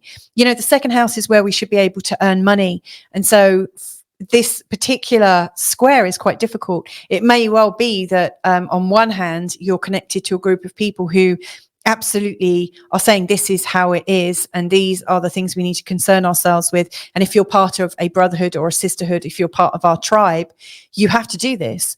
And yet there is this growing sense that actually you want to be able to make your own money. You want to be able to celebrate your own money. You want to be able to have some control in your life and some joy in your life. You want to be able to be humorous. You want to be able to feel the natural joy of who you are and to live as expansively as you can do. Your self-esteem is wrapped into this. So right now, you're probably finding that the more you can be free, fun, and creative, the more you're raising your sense of belief in yourself. And the more you're listening to friendship groups and networks and the tribe that you maybe are assigned to or you have membership with, the more you're feeling like, well, it's not okay to be joyful or it's not okay to be frivolous or creative. So it's quite a bind for you right now. You know, how can you integrate both of these sides? Is it possible that you can believe in yourself and also support a feeling of a tribe, you know, the ethos, the psyche of a tribe that you feel in alignment with? How are these going to work? Is it going to work? Is it possible? These are the things that you're working out right now. So how this is like piecing out in your chart, I really think that the first square is your full awareness of the cost of how this is playing out for you. So there is a cost to you trying to balance these two. You may well have found that you're doing more and more on your own right now because you feel like you're being less observed. You feel like you are free to do things, but only when you're not around people that might seem to restrict your freedoms. So you may well find that you're doing things on your own. You may be playing a game of secrecy, in fact, so that you can keep both things going, and you're aware of the cost and what that might entail. Coming up towards Christmas, after both planets have gone retrograde and they are back in their full square again, it feels like you're moving forwards, like you've resolved it for yourself, like you know what steps you need to take. And it might be that there's a difficult conversation to have with the people that you've been involved in, or maybe you realize actually that you were being a bit of a jerk. You know, maybe you were a bit too much into your own thing. It feels like there's a bit more of a choice. Or maybe you're able to connect with a different kind of tribe that maybe aren't so serious, that maybe do allow you or that you can find a space that feels more like your own niche. So, you know, this to me, it feels like by Christmas, you're able to take some steps to protect yourself, to feel like you are more secure. And it's coming from this place of deep integrity. It's coming from a place of you don't want to pay the cost of it anymore. Now you want to be honest about it, and you can see how you can do that. And then the big change I think that's really happening is coming up for June of 2025, when this fully gets expressed in its last way. So, by that time, Saturn has changed signs into the sign of Aries, and Jupiter has rushed on into the sign of Cancer. During this time, the disciplinarians, the feeling of restrictions in your tribe are easing off. And in actual fact, you realize that the only person that is really disciplining you is inside your head. So the thing that you've been feeling caught up in and difficult and unable to free yourself from, you'll actually find by June of next year, 2025, it's all the memes and the old thoughts, the old memories that are coming up, that are reminding you of authority and when authority hasn't been that beneficial to you. So it's playing out in your head. What I would absolutely say between now and June of next year, really look at what authority means to you. Really examine where it feels like authority has hurt you, or where authority has dampened your spirit, or has taken something away from the joyful exuberance of being young and being with belief about yourself and believing in possibilities, because it's almost like it has killed the spark of you. And this is a time to recognize that maybe the authority in your life wasn't trying to kill your spark, it was just trying to keep you alive, and how you might be able to heal that. The other side of that is, from your new perspective of feeling a lot more energized, and having raised your self-esteem with Jupiter in your second house for a while, you're now feeling like you want to spread it into your own community. So what I see is the community focus is still there, but it's less on discipline and rules and regulations, but more on self-expression. And so I really see that your vision over the next 9 months is likely to shift from being kind of harsh at times and serious, to being a lot more positivity based, more solutions based, and it's coming from a mutuality. It's coming from listening and sharing and opening up, and absolutely not judging the other person. The judgment that Saturn provides can really stop conversations, where Jupiter is here to really start those conversations. Towards the end of these squares, I actually think you are much better armed and prepared to be part of a global vision, because you know which parts of it are going to work for you and which parts probably aren't. And you may well find that you're creating your own global vision, not global vision, but your own personal vision on how you want to be in this new world that seems to be being created. So there you go. There's some pointers. I hope that's helpful to you, Taurus ascendant. And if there's anything I can do to help you unpick this, and to work out your responsibilities and expectations and this, that, and the other, then just give me a call. All my details are below. But anyway, go peacefully, and speak to you real soon. Okay, so Gemini ascendant, here it is. So this is the Jupiter Saturn square. Before I do this forecast, I want to take it back a little bit just to really illustrate the component parts of what I see this square as being about. And you may have already listened to the first part of this video where I detail about the sort of Jupiter and Saturn lifestyle cycle, which always starts with a great conjunction. It's where Jupiter and Saturn come together, happens just shy of every 20 years. It's called a great conjunction, and the last one was at 0 degrees in the sign of Aquarius on the 21st of December 2020. You might note that is part of the way through the pandemic narrative that had been really sown into our lives by that point, and just before the announcement and rollout of a very sort of major vaccine initiative. And so, this great conjunction is at some point, it's a seed point for the growth of infrastructure worldwide, but also for the growth of steady infrastructure in our own lives. Like growth is very much about Jupiter and infrastructure, and steadiness is very much about Saturn. You could say that Jupiter and Saturn are both wanting to govern in their own unique ways. Jupiter through expansive and collaborative means, and Saturn through very discerning and judgmental, sometimes, judging ways. It's very methodical. It looks at matrix amounts and figures, and it's really trying to be rational, as opposed to Jupiter's kind of exuberance and possibly intuitive way of growing things. And so how do these two come together? This is the seed point of a global vision. And you might notice, if you're interested in astrology, which I'm sure you are, right now, Pluto is dancing over this point and has been since March of 2023, when Pluto went into Aquarius, then moved back, then moved forwards. It's about to move back right now into Capricorn. And then later this year, on the 19th of November, it'll be going back into the sign of Aquarius, crossing over this seed point. There's some significance to that for sure. But anyway, 2020, a new feeling was created about the movement forwards. And, at a political or worldwide level, a societal level, it appears that there is a very strong, cohesive argument to join some kind of global superpower, an idea of identity through a brotherhood and sisterhood that maybe stretches, it takes out the individuality of countries and actually creates big super states that could be managed via technology, which is a very Uranian or Aquarian thing. In particular, the internet, the idea of the Internet of Things that connects us. And not content to stay there, it involves medicine and our healthcare, banking, social credit scoring. It encompasses all aspects of life: housing, food, the environment. It's almost like this global vision is trying to launch right now, and this great conjunction is part and parcel of that. Now, the other side to Aquarius isn't always about something that is carefully managed and technological and very systems based. That's one way of looking at the expression of Aquarius. But Aquarius is also a bit hippie.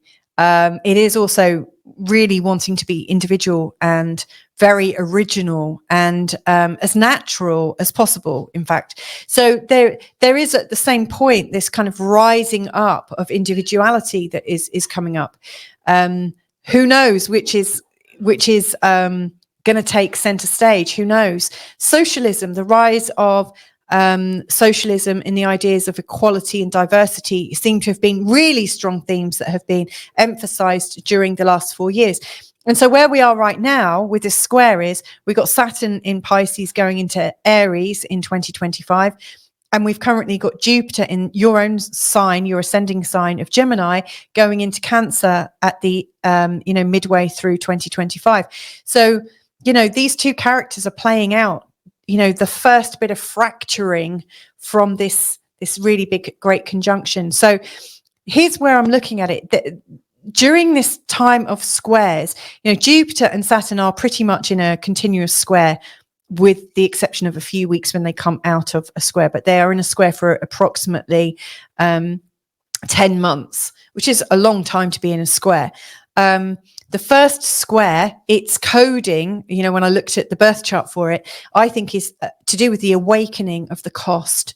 We are fully awake to the fracturing that's been going on between us, not only on a global level, but more importantly, on your own level, on your personal level, on your spirit, soul level, your body level even. You may well feel very, very split and frustrated because there's a part of you that understands the need for discernment and rules and regulations, and a part of you that is absolutely aware of the effect that authority has had in your life, very much about sort of the Saturn energy. And yet there's also a growing part of you where I would say is actually gathering a lot more power right now, and that's Jupiter, because he's going through your first house, and that's about expansion, your own feeling of humor and goodwill. And how are these both playing out? See, Saturn right now is going through your 10th house, which is very serious.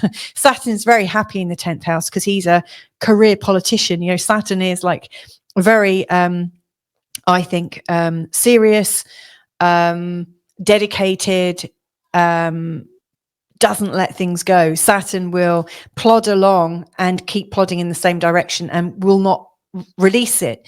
So in the 10th house, Saturn's very happy, because he sees that he is climbing, and he takes much greater care to retain control. The 10th house is all about control and authority and being so close to your destiny.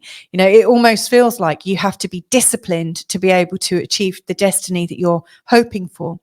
And yet Jupiter coming through your first house is absolutely putting a lot more energy on your spirit and your soul, and the part of you that animates you, the part of you that lights you up, that side of you that makes you feel alive and wanting to grow something. Because let's face it, if you're trying to develop a project and actually there's a side of you that's killing it with rules, killing it with expectations, killing it, saying you can't do it like that because of this and because of this and because of this. It's almost like bonding you. It's like a bondage. If you think of Saturn's rings, it's trying to hold you in place and saying, well, you can be an individual, but only as far as you can stay in these rings. Whereas Jupiter is saying, bullshit. I am a free and expansive person. And that is what's really coming through your chart right now. And so at the time of these squares playing out over the next 10 months, you are absolutely getting very real to the cost of this. Maybe in your actual career, which is, the 10th house, you are feeling like you're having to rein it in, watch what you're saying.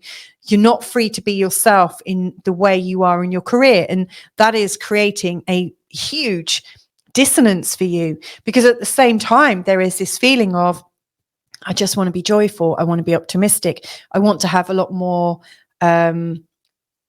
natural authority. I want to be the author of my own story. I want more agency for myself. The need to be responsible for yourself and to allow that to evolve at its own speed and its own kind of rhythm. That's the thing that's really calling you right now. And so how do you work these two together? You may be aware that when you're following your own vocation, your own volition, it might damage your career. And yet the more success you get by reining yourself in, at some level, the more you're hating on yourself, which obviously is not a good thing. So, this first square, I think, is the awareness of what it's doing to your body, how it's affecting your body. You might find that you're putting on weight a lot because you're sort of insulating yourself to the attacks that you're probably creating yourself. Jupiter going into the first house is often a time of weight gain. And you're probably finding that you're really not feeling very comfortable in your body because, there's all this nervous energy that you can't get out because it's so cemented up here at the top where everyone sees you and you've got to be a good little girl or a good little boy. So you're making the decision in August to take some responsibility for this fracturing that's going on and the dis-ease that you're feeling. Towards Christmas then, it doesn't appear that the squares have moved, but in actual fact, both planets have gone retrograde, and they've sort of got a new square position, but still in the same signs, still in the same houses.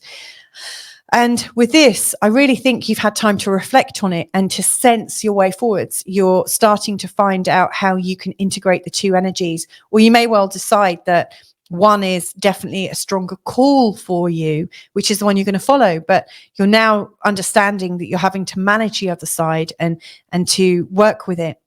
Of course, with all of our lives, anything that appears different to us, we're kind of separating. I love the teachings of Chuck Spezzano. In fact, what is his website called? psychologyofvision.com. But Chuck Spezzano says there is no problem that doesn't have separation at its core. And so, the separation absolutely needs to come together. So, I really see that by Christmas, from your integrity and your decision to move forwards on it, that you cannot ignore it anymore. It's almost like you're bringing both the sides together within yourself. You are deciding how you're going to make it work, how you're bringing these together to integrate, to find a sense of unity. And then interestingly, it leads on to the third square in June of next year, by which point both Saturn and Jupiter have changed signs. They're now not in mutable signs, they're now in cardinal signs. And it feels like there is an actual firm decision and you are in a moment of very big change and sudden growth, which obviously can make us feel very, very vulnerable. But Saturn moves into the 11th house in the sign of Aries, where you'll be a lot more strict about who is coming into your life and who's not. You may feel a lot of pressure from the outside world, and you may still stand strong in your belief and your convictions. And with Jupiter coming into your second, it's almost like the more you are following your heart and your volition and what absolutely feels right to you, the more you are lifting yourself up and your potentials for earning money and your potentials for a higher level of self-esteem.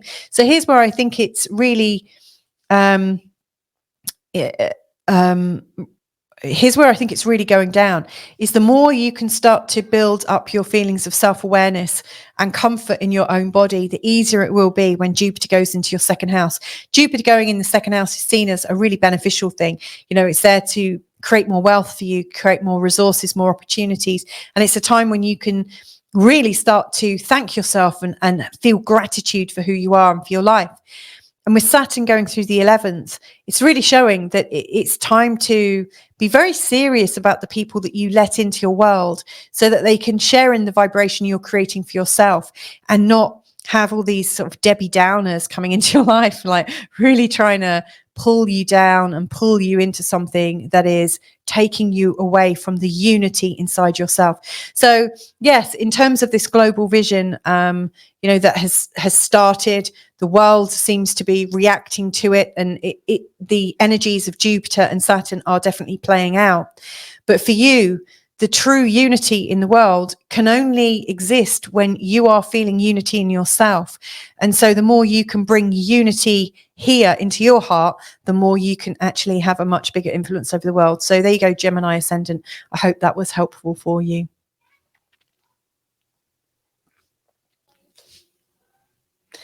Okay, on to Cancer ascendant. So Cancer, this one is for you. So if you listened to the first part of the video, which you may have done, I detail at quite some length the journey that Jupiter and Saturn go along with. You know, I always see planetary combinations, you know, where there's two planets. They're always moving in relation to each other according to the natural speed that each of them has on their particular orbits. And when they come together in a conjunction, it marks the beginning of a new journey for both of these planets to express themselves. Now, it just so happens that that seed point of that journey happened. It's called a Great Conjunction when Jupiter and Saturn get together. It last happened on the 21st of December 2020 at 0 degrees in the sign of Aquarius, which, funnily enough, is right where Pluto is right now, you know, dancing around that point. Now, what's the importance of the Great Conjunction? Well, it sows the seeds for human growth over the next 20-year period. And so, for instance, one thing that people have noticed is it has an influence on the markets, on how banking and wealth is managed. It has a feeling about the rising up of a new philosophy, a new kind of being, a new form of governance. And according to the sign it's in, it also, you know, has some ramifications. Now, the sign of Aquarius and also Pluto coming into Aquarius, which I think Pluto and Aquarius, I recorded something about that energy back in 2023, March 2023. I think I called it The Death of the Individual. Very somber sounding, but I swear it's quite interesting.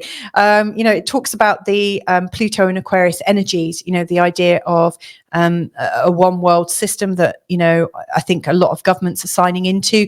The idea that, you know, right now we are bigger than our countries and that we might be managed at a more global level, and using technology to do it for us, or AI, which is a very sort of Aquarian theme.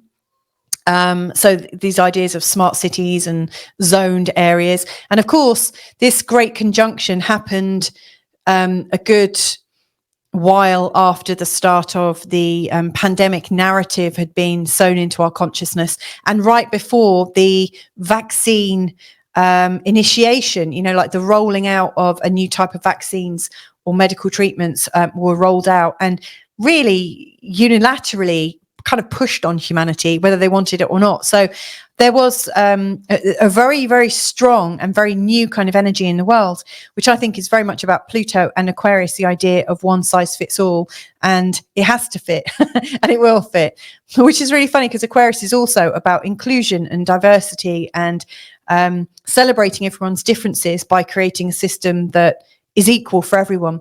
Lots of different ways of seeing it. Anyway, how does this relate to you? Well, that seed point, sure, it takes place on a global level, at a political level, a financial level, etc. But it also affects us as individuals. And it's a 20-year cycle starting in your own chart. And for you, it's starting in the 8th house, which is about deep transformation, about cutting away from the generational past, the sort of generational trauma that you might be carrying, you know, on behalf of your great grandmother, for instance.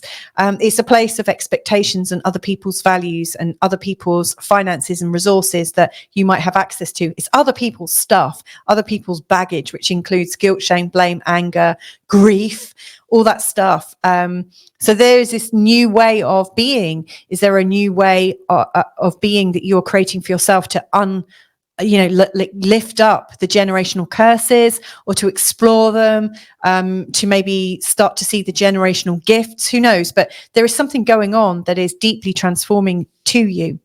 Now where we are is Jupiter has moved on to around here, and Saturn since that point has got here. They work at different speeds. And, you know, Jupiter is the part of that energy field that is to do with expansion and hope and optimism. And yes, Jupiter does want to govern things, but he wants to govern things based on human volition and our own human energy, our own gifts, our own sense of expanded reality. Where Saturn here, Saturn seeks to rule and govern through tradition, through age, through rules and regulations, through limitations, through guardedness, through judgments. And so you've got these two very different planets that both want to govern and could come together to govern, but being expressed very differently. And so this is the first crisis point, or the biggest crisis point that this new mission has had. And we are right in it right now. Now, the square energy is going on for a 10-month period. Almost continuously. It takes a couple of weeks off early 2025, but essentially it's in a square the whole time. It forms 3 exact squares, and the first square is on the 19th of August 24. The next one's on Christmas Eve 2024, and the last one is on the 15th of June 2025. You'll see that the first 2 are in the sign of Pisces and Gemini, and the last one, that both of the planets have moved on into the next sign, into cardinal signs and very decisive signs. So I do think whatever this square is representing to you is going to get acted on and get worked out. Now, here's where it gets a bit more interesting. And this is what I want to explore with you right now, to give you some options and to help you understand what's been going on. Because, you know, the square is showing a fracturing about our relationship with responsibility and governance. You know, on the one hand, you've got Saturn going through the 9th house, which is absolutely wanting to create a narrative about all things political, spiritual, philosophical, religious, about broadcasting, about sharing, everything to do with media. You know, there is this Saturnian almost censorship. You may well feel that you've been censored a lot, or that you're calling for more censorship, that you're more in alignment with the censoring of ideas, or the idea that the full range of information out there about the world actually needs to be kind of tempered and brought down. You know, that we should have material just about this and not about that over there. Don't look over there. So there's a lot going on that has possibly led you to feeling either you don't want the freedom and the adventure of information, or that you actually think it would be safer to guard it. But there is something going on about censorship and your reactions to it. Almost like the world out there is so big and so confusing. It's maybe you've done it to yourself. Maybe you've tried to shield yourself from some of the news, and so you've kind of directed what you see. And then there's this other energy, Jupiter. And this is quite challenging, actually, because Jupiter is a great planet, a very sort of expansive planet. But when he expands into the 12th house, all of your old belief systems are up in the air. All of your old memories, all those things that were painful, the traumas that you've hidden, including hidden enemies, the decisions that you've made that have formed the beliefs that you're living your life by are examined. You know, Jupiter is representing all those different things that are happening in your life right now that are bringing up these old pain triggers. So you're a sensitive soul with your Cancer ascendant.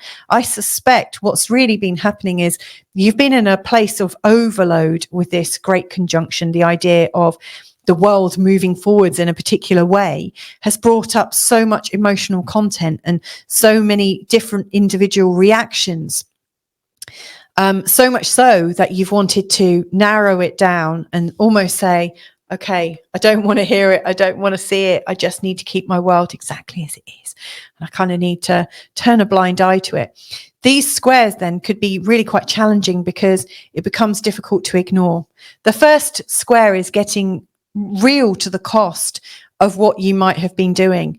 And really taking responsibility for maybe how you've shut down your unconscious mind and shut down your conscious mind to try and manage the full intensity of what has been going on in the world, and consequently how that has filtered down into your day-to-day existence. It may well be that you've been doing a control job on yourself just to make things more manageable and easier. Then by Christmas, it feels like you're starting to practice moving forwards. You recognize that as a soul, as a person, it's going to be really impossible for you to move forwards. You know, it will become a handicap. It will become very, very difficult for you to move forwards easily whilst you're trying to deny or ignore what's going on in the world. You're going to have to open your eyes. A bit like, I really think that this is a bit like leaving home. You know, we try to make our world as safe as we can, and we really can't. And it's a bit like being an ostrich, putting your head in the sand so you can't see what's coming. And so Christmas time, I think, is bringing up a lot of courage for you. This square is representing how you start to open your eyes and start to listen to different things so that you can see a full range of decision making around you. Or maybe what you might choose to do is speak to some trusted people from different viewpoints and start to build your own awareness about the different options that are going on right now. Now, the big change as I see it is the one that's happening in June of next year. You know, by the time this next square comes along, you're actually feeling a lot more expanded. You're actually feeling a lot more generous with yourself and a lot more ready to take on the world. By that point, Jupiter's in your first house. It's really showing that you've let go of some of the fears that you've been working through. So I do think some of these fears that have been taking place since really the start of the COVID pandemic and a lot of the sort of international belly aching about world politics, I think it's really, I think the worry of it has really kind of tied you down and had an impact. From when Jupiter goes into the sign of Cancer, it's starting to free you up. It's starting to help you realize that that's all outside there and it doesn't have to be inside here. So you find a new way of doing it. And it's not through keeping it out. It's through seeing it all, recognizing it's all information and recognizing that you have a choice as to what you take seriously and what you think, that's interesting. Okay, I'm going to let that go now. That's interesting. I'm going to let go of that now. So it almost feels like you're not damming it up. You're not like, it's not building up behind the scenes like some flood that's about to happen. Actually, what you're doing is you're letting some of it in. So you're interacting with it, seeing it, and then thinking, okay, I can let go of it. So you're not hiding yourself from your fears, but you're looking at it step by step. And funnily enough, as you start to manage it, you don't feel so vulnerable. You know, you're able to grow quite suddenly. And of course, the more you grow into this new way of being, the more confident you feel. At the same time, it feels like you're becoming a well-respected individual in your own right. You know, it feels like your ability to see what's going on is the thing that's making you and helping you to stand strong as somebody to be respected, somebody who has a balanced way of seeing the world. So I actually think this is going to work out really well. And I think the tension that is coming up is just coming up through you trying to manage the potential overwhelm that started back, you know, way back around the time of the pandemic narrative. So I hope that's helpful to you, Cancer Ascendant. Anywhere where there is a feeling of a fracturing, you know, you want to do something on one hand, but you also don't want to do it on another hand. Be very wary when you find yourself in two minds. That's showing you one of those things where you say, okay, I don't want to hear any of it. So anytime you hear that, take that as a message. Okay, this is something I do need to look at. You'll get there. You will be fine. So I hope that was helpful for you, and wishing you lots of luck and love as you navigate more. Bye for now. So Leo Ascendant, what does the Jupiter and Saturn square mean to you? So this is the forecast that I'm hoping to explain this in. And I don't know if you caught the first part of the video. If you're interested in the greater cycles of Jupiter and Saturn, then I really recommend that you do. But I've put on the seed point of when they last got together, because I think anytime two planets come together, they are birthing a new cycle. And here we've got the energies of Jupiter, which is expansion and joy and hope and optimism, and also a desire to govern yourself through joy and expansion. And then you've got Saturn, which is very discerning, you know, really wants to, it's judging a situation and really wanting to confine it, limit it, manage it. You know, the two have got a very different way of managing and governing things. But when they came together, it's known as a Great Conjunction. They came together on the 21st of December 2020 at 0 degrees in the sign of Aquarius, which is, funnily enough, where Pluto is hovering right now and has been hovering on and off since March of 2023. So there is something very strong going on to do with the overall Aquarius mission, you know, the new mission that was really started by Jupiter and Saturn, and that Pluto has picked up on and is carrying with it. It's really interesting. In fact, I recorded a video back in March of 2023. I think I called it Pluto and Aquarius, Death of the Individual.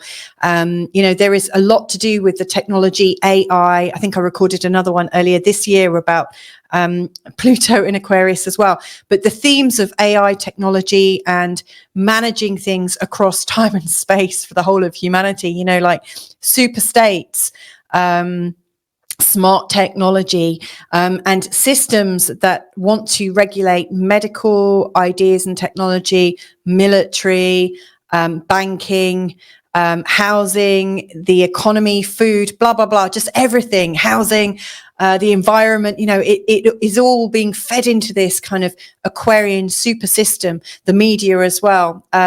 There's a lot of really big things going on, and you probably will have noticed that since around the end of 2020, there was this buildup of energy going on, you know, that would have been very, very easy to perceive from your perspective. If you think about it, this great conjunction happened a short while after the COVID narrative had been absolutely instilled into the world population, and just before the rollout the rollout of a new kind of medical treatment, you know, the new kind of vaccines, and a whole lot of politicizing about all of this and our roles as human beings. You know, do we have a social contract? I think that's a really strong thing to consider, you know, given that Aquarius is the sign of, traditionally the sign of the brotherhood and sisterhood, or the human social contract, the global vision of everyone. So I think there's a lot going on about globalism and the role of technology in that. Now, obviously, that's out there. What I'm talking about here with you right now is what's in here for you. And so no doubt you've got inner thoughts and feelings about a global control, and you may well feel that You may like it, you may not like it, you might like some of it and not all of it. And isn't it interesting that we're all having to think about it at some level, that it's occupying space in our brains and in our, in our muscles, and, it's got to us in a different way. Now, Saturn and Jupiter, the two planets that came together at the Great Conjunction back here, which is noted here on your chart in your 7th house. Since then, Jupiter has moved this far and Saturn has moved this far, and they are now in a square, in a 90-degree angle from each other. And they are going to be in a square for the next 10 months, not continuously. There's a little gap in February of next year, but essentially they are in a square. And these are the exact moments of exact squares where they're exactly 90 degrees away from each other. We're already in the square right now as I'm recording this. It's just coming in. But the first of these squares, when I looked at the astrology of it, I really think that the awakening to the fracturing of where we are right now, of the human condition, is something that's really, really big. That the new mission has taken control of our lives in many respects. And for you, with Jupiter now in your 11th house and Saturn in your 8th, I really think that for you, like, Jupiter is expressing himself through your friends and through your online tribes, your real life tribes, your networks, how you're connected. How you feel part of things is really expanded. It's reaching out. You're feeling a lot more hopeful, a lot more optimistic. In fact, being around the right kinds of people is actually leading you on to feel more joyous. Actually, it feels like the more you are around people that are able to stimulate conversation, that you can share ideas with, the more energized you're feeling. And then at the other end, Saturn is in your 8th house. And that's interesting because the 8th house really represents the values of our very close confidants, like our family and our friends, our partners, really, like in your own home and in the home of your ancestors. So your parents, your grandparents, maybe your children.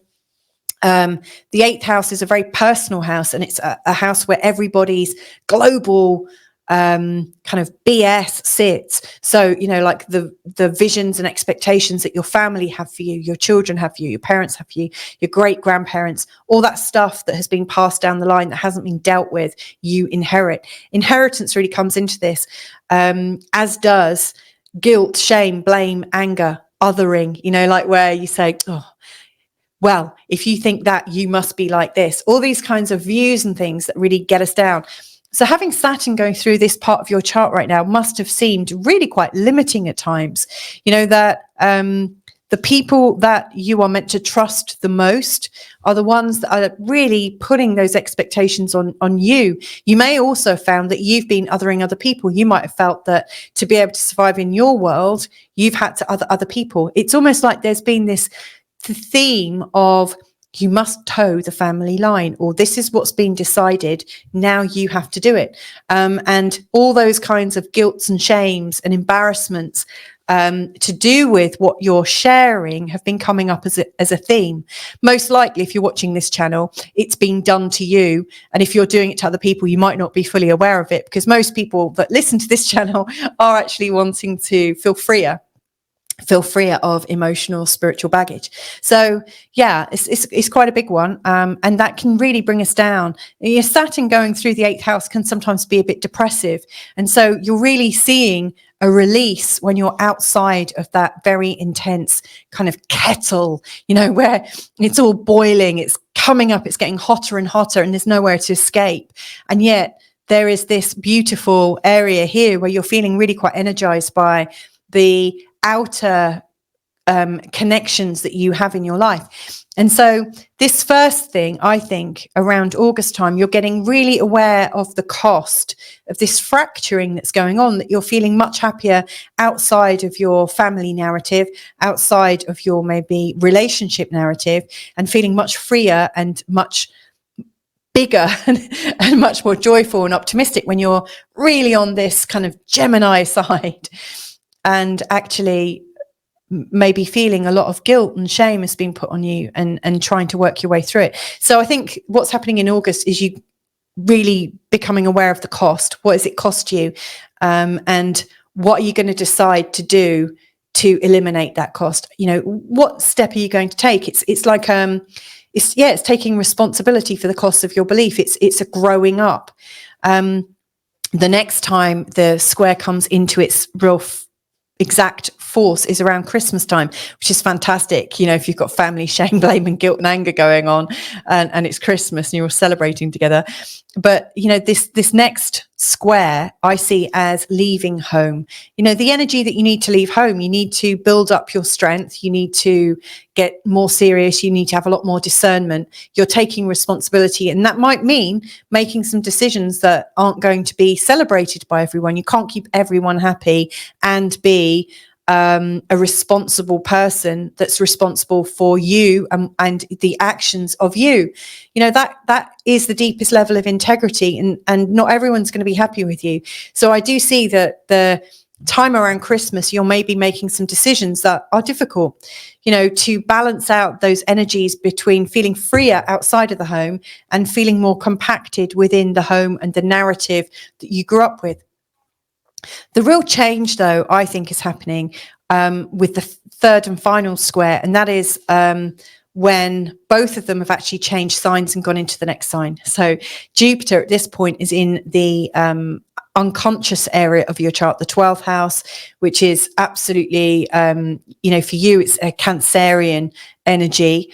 Jupiter in Cancer is actually really exalted. You know, Jupiter's very happy to express himself. He's very happy with the ideas of home and the ideas of finding yourself and diving into everything that's delicious and protective and kind of yummy and slightly traditional as well, funnily enough. But Jupiter here is going to be lighting up your unconscious mind. So you may well find that by next year, you're able to see everything you've been through by really examining your old belief systems and seeing, okay, I can see where that came from now. And it's almost like a forgiveness. I'm seeing this as a very forgiving moment in time. And then as Saturn comes into the 9th house, you're starting to take seriously your freedom. You know, you recognize that the world is much bigger than the one that you've been living in.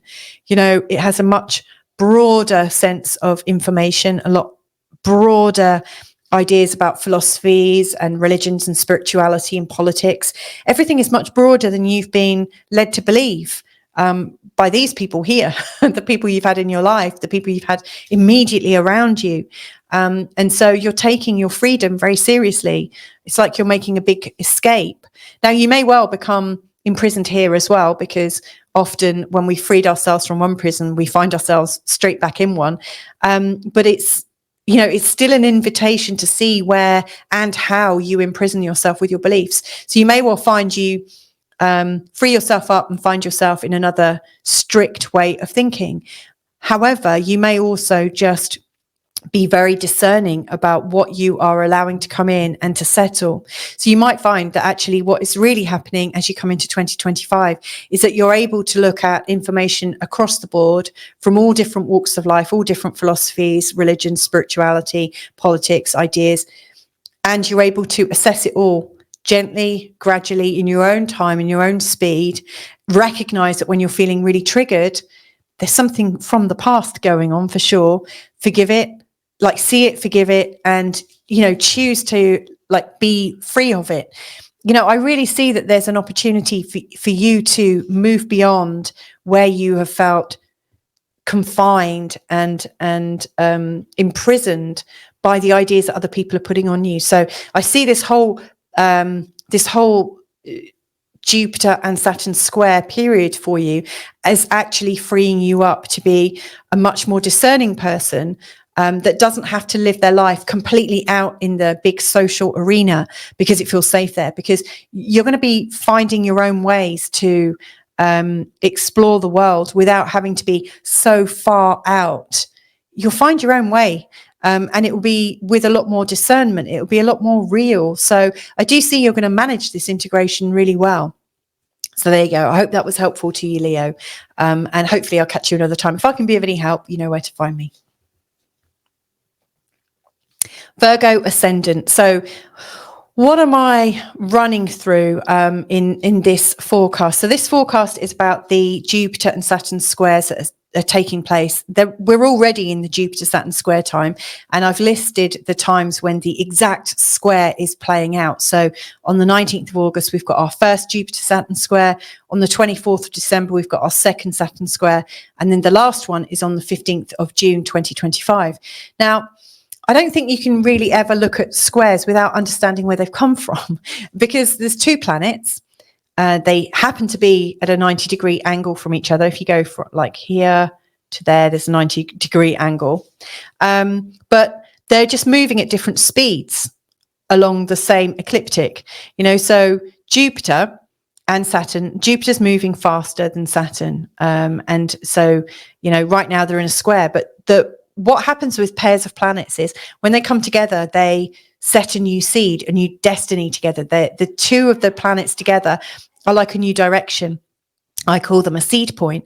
You can call them what you like, but the conjunction between Saturn and Jupiter is known as the Great Conjunction. And the last time this happened was in December of 2020, and it was at 0 degrees in the sign of Aquarius. Now, this is quite significant because since March of 2023, Pluto's been dancing around this point. He's gone over it 3 times already. 3 times. No. He's gone over it twice. He's going to go over it again and another time. I'm losing track. He is literally just dancing over this point. But anyway, these seed points, they happen every 20 years with Jupiter and Saturn. So every 20 years or so, they come together and they have an effect on the world scheme of things within your communities, within your families, and within your personal psyche.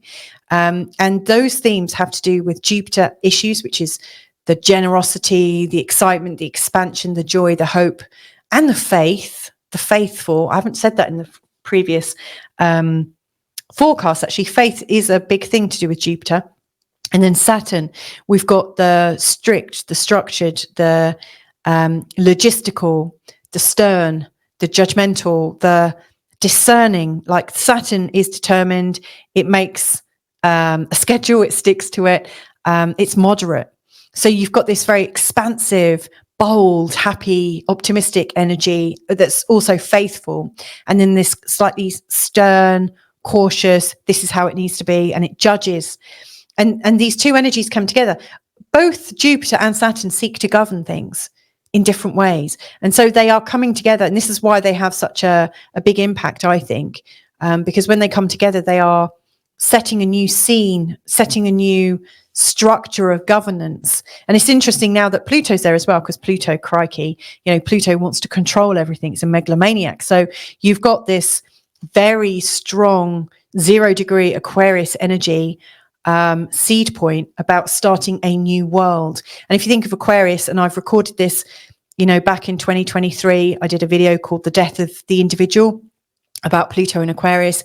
I did another one earlier this year about Pluto and Aquarius in January, really talking about AI, technology, the idea of smart cities, everything,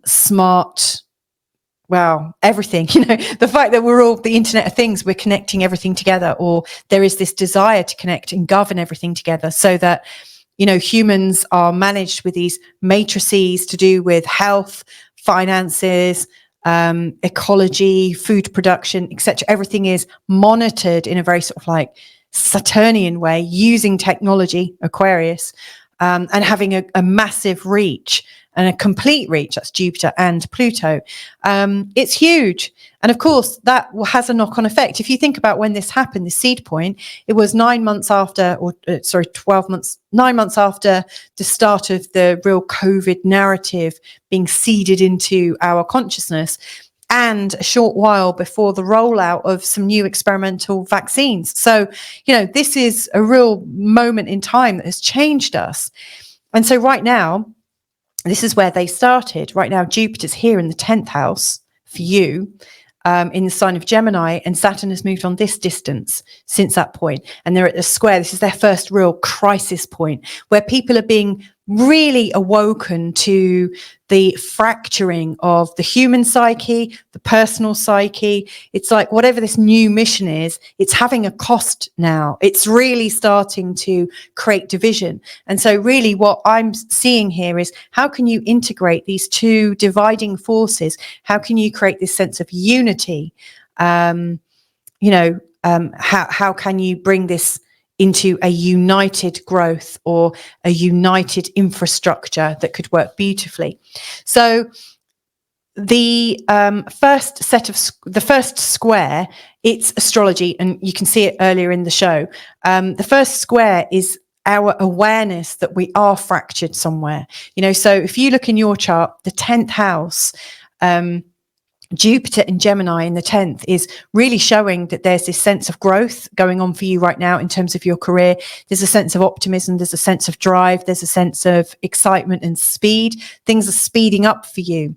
And as they are speeding up for you, you're feeling a lot more generous, a lot more open, and a lot more magnificent. It's creating this sense of possibility.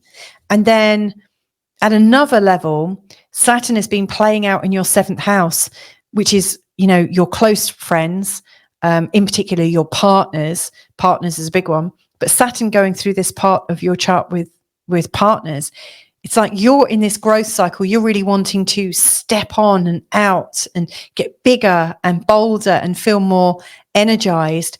And yet right now, your partners and the people around you are absolutely kind of a bit miserable. They might even be a bit depressed. It feels like the people in your life are trying to tether you down. And so for you, the fracturing of this consciousness doesn't feel quite so political, but it feels like you're ready to set off. And yet people are trying to tether you and pull you back to everything that's serious, everything that's measured, possibly a bit joyless, at a time when you're really feeling excited to not be very measured. So, that's the first thing. And this may well come because you've got slightly different political views or spiritual views. The 10th house does really show how we've evolved as a person and where we are right now. And where your evolution has taken you is into a place of more freedom, into a place of more magnificence and more generosity with your viewpoint. I would say it's more compassionate, whereas the people around you are maybe feeling a little bit more nitpicky, a little bit more point scory, and a little bit more afraid. And so, and cautious. And, they might be right to be cautious, and you might be a bit foolhardy. Who knows? There's probably a bit of truth in both camps. And yet there is this feeling that there is a cost that has taken place. And maybe that cost is because of what was set up for you back in 2020. I wonder what you were doing around the time of the Great Conjunction in December 2020. I really wonder what themes were going on in your psyche around that time. But yeah, August is you becoming aware of the tension that you're holding because of your desire to expand and feel freer, and the fact that people around you are maybe afraid of your upward projection, your upward trajectory.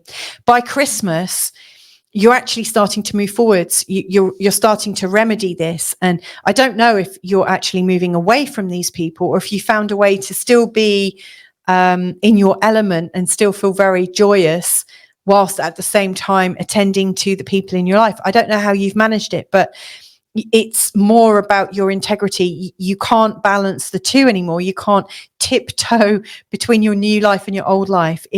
You're needing to take some kind of step to either integrate it or make a choice between two forces. I do think unity and integration usually wins out, purely because when we go too far on one side, like things get out of balance really, really quickly. But, Christmas is for you really about taking a step in an integral direction, to try and remedy it in a way that works. It's not necessarily an easy thing to remedy. It could really create a bit of a headache. What I see as being quite freeing, though, in terms of this square. Now, I also want to just, really be clear, whilst this is going on for 10 months, this whole square thing, it's not going to be a daily grind. You know, you don't think you're going to be feeling really conflicted the whole time. This is just an ongoing theme. Like, you know, if you watch your favorite series on Netflix, every episode is slightly different, but there's usually one theme that's unifying it. Well, this is just one of the unifying themes that's going on over this next 10-year period. 10-month period, not 10-year, that would be scary. So by June of next year, you are actually moving on beyond that. It feels like the tension between your joyousness and other people's negativity is actually resolved somehow. And it moves on. Both of you are moving on. So from the perspective of your close relationships, it feels like there's a transformation, and you can lead in that transformation. And part of that might be calling out where it feels like people are putting guilt trips on you, gaslighting you, putting expectations on you that maybe you're not prepared to carry. So I see some boundaries being quite useful, saying, look, you know, whilst we're in this relationship and I'm committed to you, this has to be where this starts and this has to be where this ends. And if you do this and it sounds to me like you're putting guilt on me, or you're using this kind of technique on me, and you're probably not conscious of it, but, you know, I'm bringing it to your attention. This is where I draw the line, you know. So, you know, Saturn here can be quite useful in you being calm and measured, to give examples and to clearly define what is going to work for you and what is not going to work for you. And if people repeatedly are pushing up against something that you've already said is unacceptable, then, you know, you will be moving to manage your relationship in a different way and possibly dissolve it. At the same time, Jupiter, you know, where you've been so magnificent, Jupiter is actually bringing you into even more diverse, even more magnificent, even more positive audiences. You know, maybe you have more influence, maybe you have more reach, maybe more good people or excited people, free people, people who support you. Maybe they are catching onto your vibration, feeling it from, you know, however many miles away they are, or just a click on the computer away. They're sensing you and they're connecting with you. So I do think things will naturally sort themselves out, because ultimately you'll be moving in one direction because it just feels so good, and moving away from a situation that just doesn't feel very good. I guess the question is, how are you going to do it? So I do think the more you can manage expectations with the people who are maybe being negative and bringing you down is one of the steps forward, because if you can clearly draw it out, you're giving people a chance to interact with you in a way that you want, and in a way that might feel more desirable. In fact, that could also be helpful with the new people you're drawing in, because again, lots of new and fun people who are well connected is great. But again, you don't want to do it completely without a sense of where you start and where you end, and what your boundaries might be there as well. It's very easy to go into, you know, out of the frying pan and into the fire. You might think, oh, this is fun and exciting, but you may end up with similar situations from a different aspect. So I think the management of how social you are is one of the keys here. So anyway, I do hope that's helpful for you, Virgo Ascendant, in understanding these squares and how they're playing out, and also how it might relate to this great conjunction in Aquarius, which is really having an effect on the way you manage your life. So if I can be of any help, just get in touch, and my details are all below. But go well, and speak to you in another video real soon. Bye for now. Hey Libra Ascendant, how are you doing? So this is all about the Jupiter and Saturn square that is starting. It's actually a series of squares taking place between the 19th of August 2024 right the way through to the 15th of June 2025. Now these are the exact times of the square, but in reality, as I'm recording this on the 16th of July 2024, we're already in the square. You know, Jupiter and Saturn are coming in closer and closer and closer to a square, but they are within the orb of the square. You know, that we are in a square situation, and the energies are square pretty much solidly through for this 10-month period, with the exception of a few weeks in February. So, you know, the energies of Jupiter and Saturn need to be understood. That's the whole purpose of this this reading, is to explore how Jupiter in Gemini in your 9th and Saturn in your 6th in the sign of Pisces is really playing out for you, and how you might process this and move beyond the pattern. But to really truly understand it, I think we need to understand what the Jupiter and Saturn cycle is about. And that starts when they come together in the conjunction. And that conjunction is actually known as a Great Conjunction. And the last time they came together was in 2020, Christmas 2020, 21st of December 2020, when they came together at 0 degrees in the sign of Aquarius. Now, you might be aware of the degree of 0 Aquarius because, since March of 2023, Pluto has been moving over this point backwards and forwards, making his decision as to whether he's in Aquarius or not. Right now, he's retrograding slowly back into Capricorn, but by the 19th of November this year, 2024, Pluto will finally go into Aquarius for the next 20 years. So, this is a very important point. So what does the Great Conjunction represent? The two of these planets, Jupiter and Saturn, coming together is the start of a cycle. It's a 20-year cycle. And essentially, as they come together, they're setting up something. Jupiter likes to govern things through expansion. So Jupiter has very big plans. Jupiter loves to think big, dream big, and create something from a sense of joy, a sense of faith, a sense of adventure and exploration, a sense of having fun. Jupiter is a naturally optimistic and quite bombastic character. And then you've also got Saturn, which is a planet that seeks to govern through rules and regulations, and seeks to govern through discernment and measurements, and, sticking to a plan, and, A plus B equals C, really kind of regulated. So one is very enhancing and expansive, and the other is kind of restrictive and discerning. Now, how do these both work together? Well, when the Great Conjunction happens and Saturn and Jupiter come together, what's really going on is that there is a new vision. There is a new vision of governance, a new vision that has an impact on the markets, the financials, ideas on wealth, ideas on governance, ideas on how humanity is administered. So these are the starts of very, very big cycles.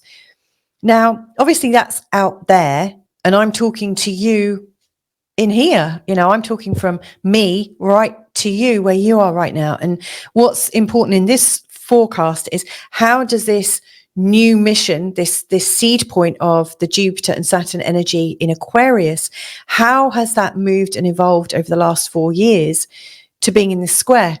I mean, essentially, Jupiter has moved from this point to here in 4 years, or just under 4 years, and Saturn has moved from here to here. And you can see that, by the end of this square period in June of 2025, Jupiter will be in the sign of Cancer. It will have moved on a sign, and Saturn will have moved on from Pisces and into the sign of Aries, and they'll still be in a square.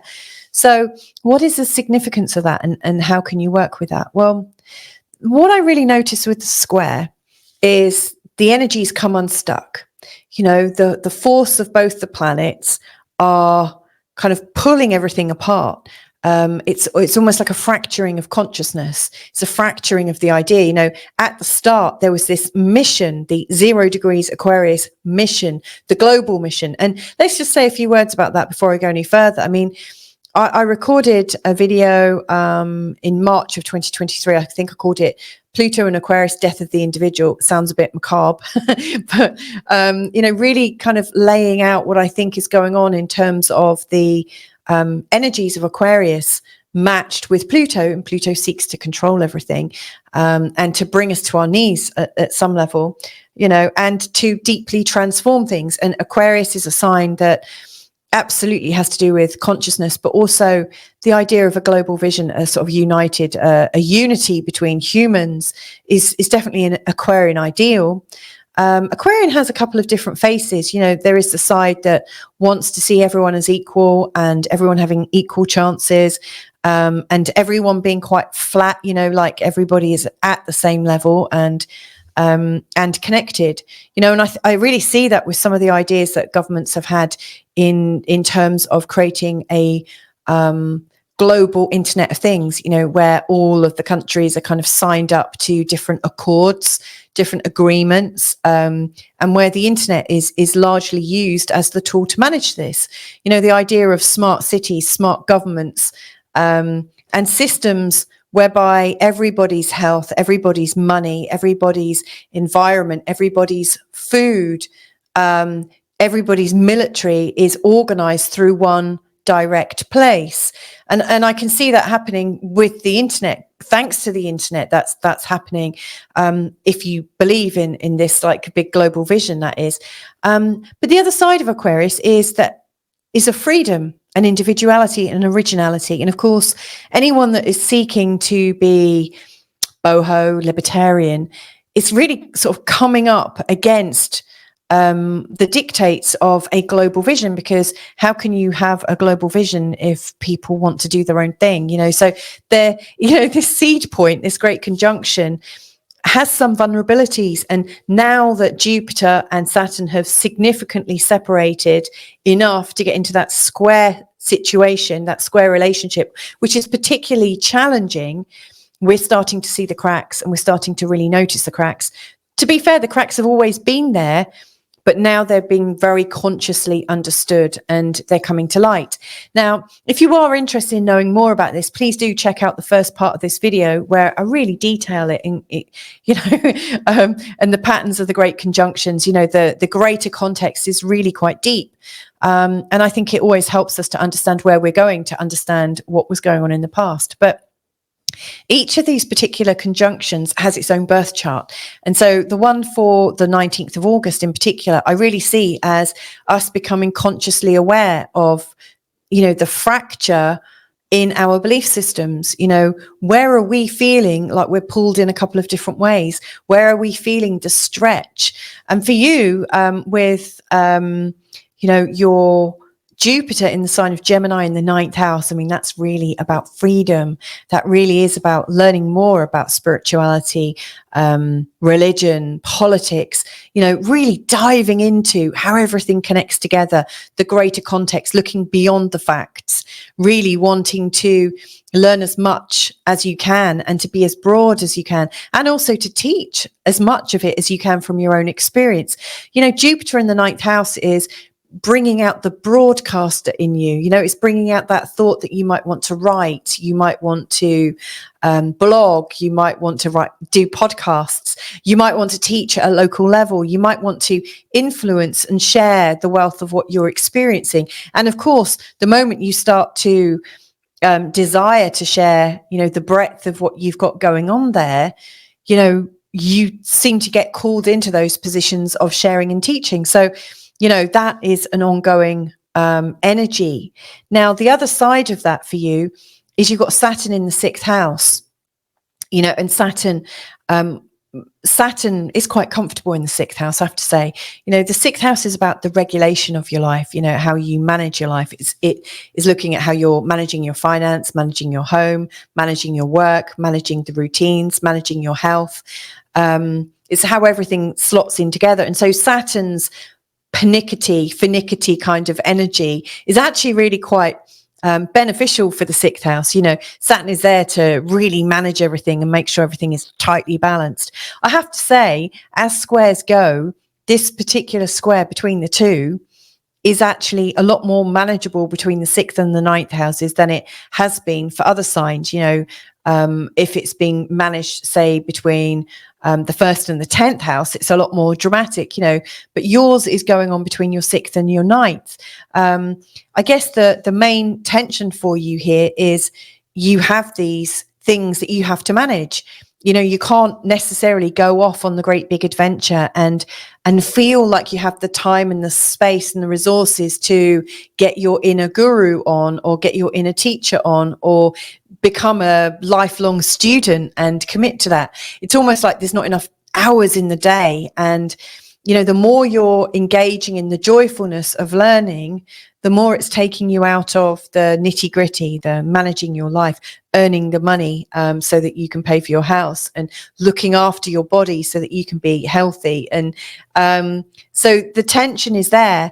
And as far as I can see it, the choice is that, you know, you're feeling a little bit overworked in terms of how well you can manage your resources and how far your resources go at a time when you're feeling deeply energized and really wanting to adventure, really getting itchy feet. You're not really wanting to stay in this kind of managed place. In fact, you're wanting to kick off the restraints and run free and barefoot through a grass, you know, a great big meadow. You're just wanting to dive headlong into it. So yeah, as tensions go, it's not as dramatic as it is for other people. You know, this is, you know, a balancing act at best. Now, Pluto as well, you know, Pluto's current position for you, and the seed point of this new great big energy between Saturn and Jupiter, it's really showing up for your 5th house. And so, you know, if you've got children, if you've got people that are relying on you, you may feel the great sense of responsibility to awaken to the world so that you're helping to create the kind of world that your children and your grandchildren and your great-grandchildren might thrive in. You know, the 5th house really does confer the responsibility of what we're doing right now and to how that might impact the next generation down. But the 5th house is also a place of joy and a place of finding ourselves, of losing ourselves in our passions. And in doing that, losing ourselves, we kind of find ourselves. So there is also this pressure that the time right now for you is to create something, is to dive into the things you're excited about and to create something very, very meaningful. So again, the big contortion that you're going through is, how do you balance that whilst you're still trying to earn a living, whilst you're still trying to make ends meet, whilst you're still trying to balance your life against that growing desire to run headlong into your dreams. It's quite a challenge. What I see in terms of the first square as it's arriving is that you're becoming aware of the cost of this balancing act. You're becoming aware of the fact that maybe your health is suffering because you're not experiencing as much joy as you'd like to. You might also be recognizing that in the things that you're learning about, you're actually learning that you don't want to be in the world, or you don't want to be in the world as you see it, or that you're learning things that in turn are having an impact on your home, which again could create a real sort of dissonance. You know, if you've created this cushy life for yourself where you've balanced everything out, and you know that if you do this and do it like this forever and ever and ever, you'll make your life work. Well, that might seem kind of meaningless against all this new things, the new belief systems that you're creating for yourself. So again, that's another way that things could be fracturing. And so this first square in August is really you taking responsibility for the true cost of where that fracturing of our psyche is taking place. Like how can you manage that? And then between August until December, when the next hard square is coming in, that second square is really asking us to work out of integrity and to take the next step. So to me, I think December is a time when we're making choices, where we're saying, okay, this pressure is a bit too much and I can't quite take this pressure. So something does need to transform, something does need to change.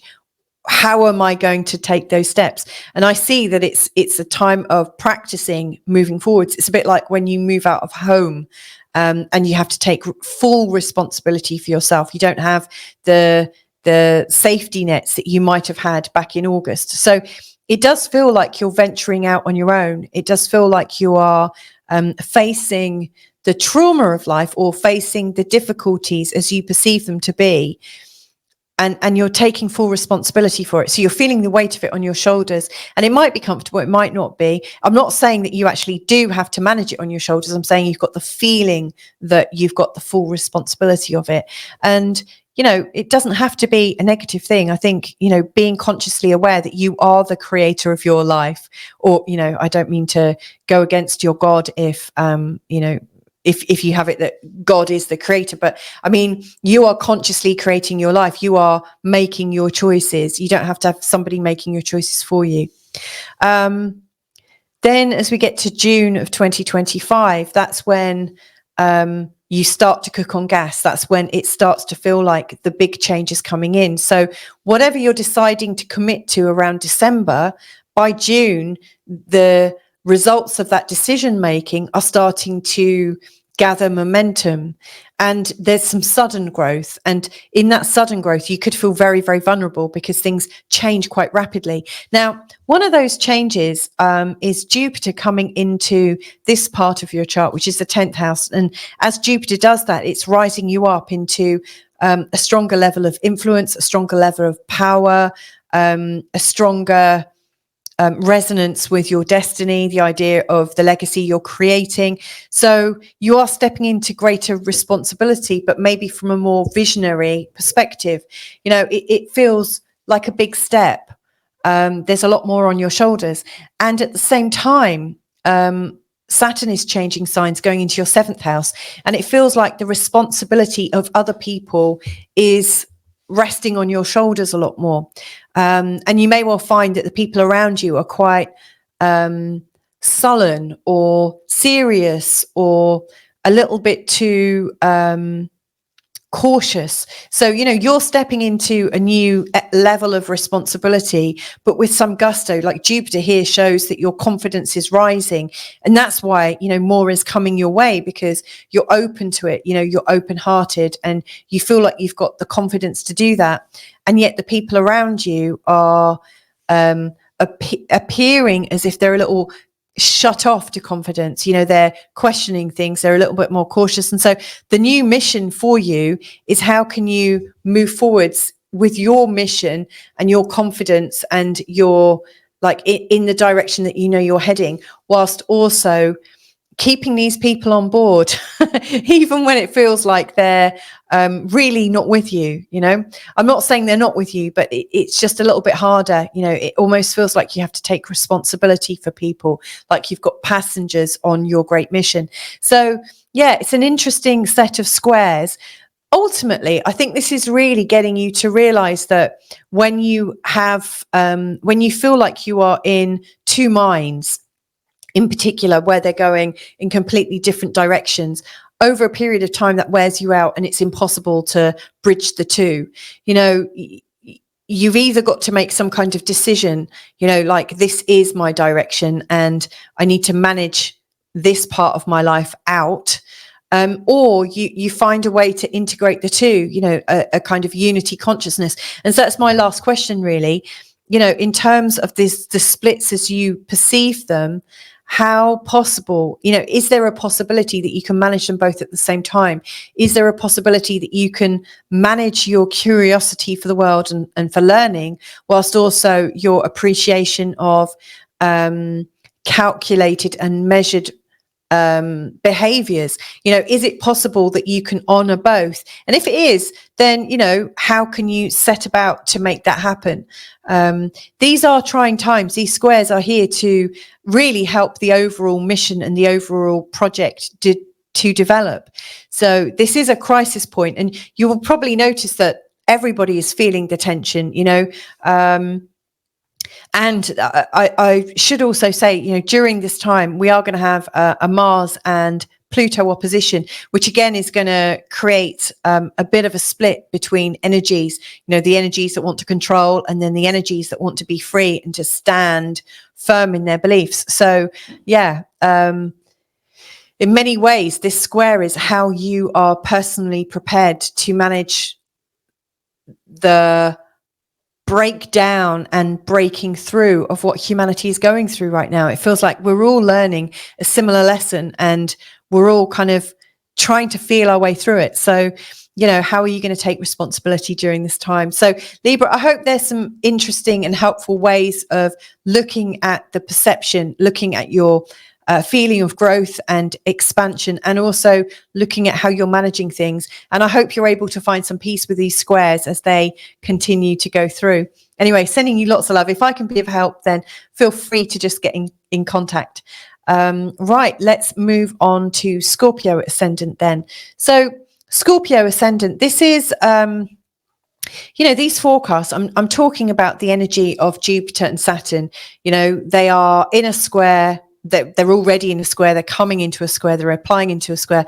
They're going to be making 3 different squares over the next 10-month period. And these are the exact squares, but they are still going to be in a square position. We're all going to be feeling that energy for quite some time. These squares don't come around that often, and they are about us managing the energies of wanting to move forwards with some speed against really being cautious with what we know, and really being cautious and calculated and measured with how we want to manage our life. Both Jupiter and Saturn are governors of things. Jupiter governs, and he grows ideas, and in his enthusiasm and confidence to grow ideas, he wants to manage more and more and more. And he's like creating these dreams in the sky, and he just wants to be able to execute them and develop them. And then you've got Saturn on the other hand, who has a big vision, but his vision involves a lot of intricacies. And if you do this, then you have to do this at this point, and you have to do it in this way, because if you don't, it's all going to collapse. So Saturn is very measured and absolutely isn't in a rush. Saturn's very happy to take his time. Now, the 2 planets, they have a 20-year cycle, and at the start of the cycle, when they come together in a conjunction, it's known as a great conjunction. If you want to know more about the patterns of this and what they're conferring to, then please do check out the first part of this video. I really go into it quite a bit.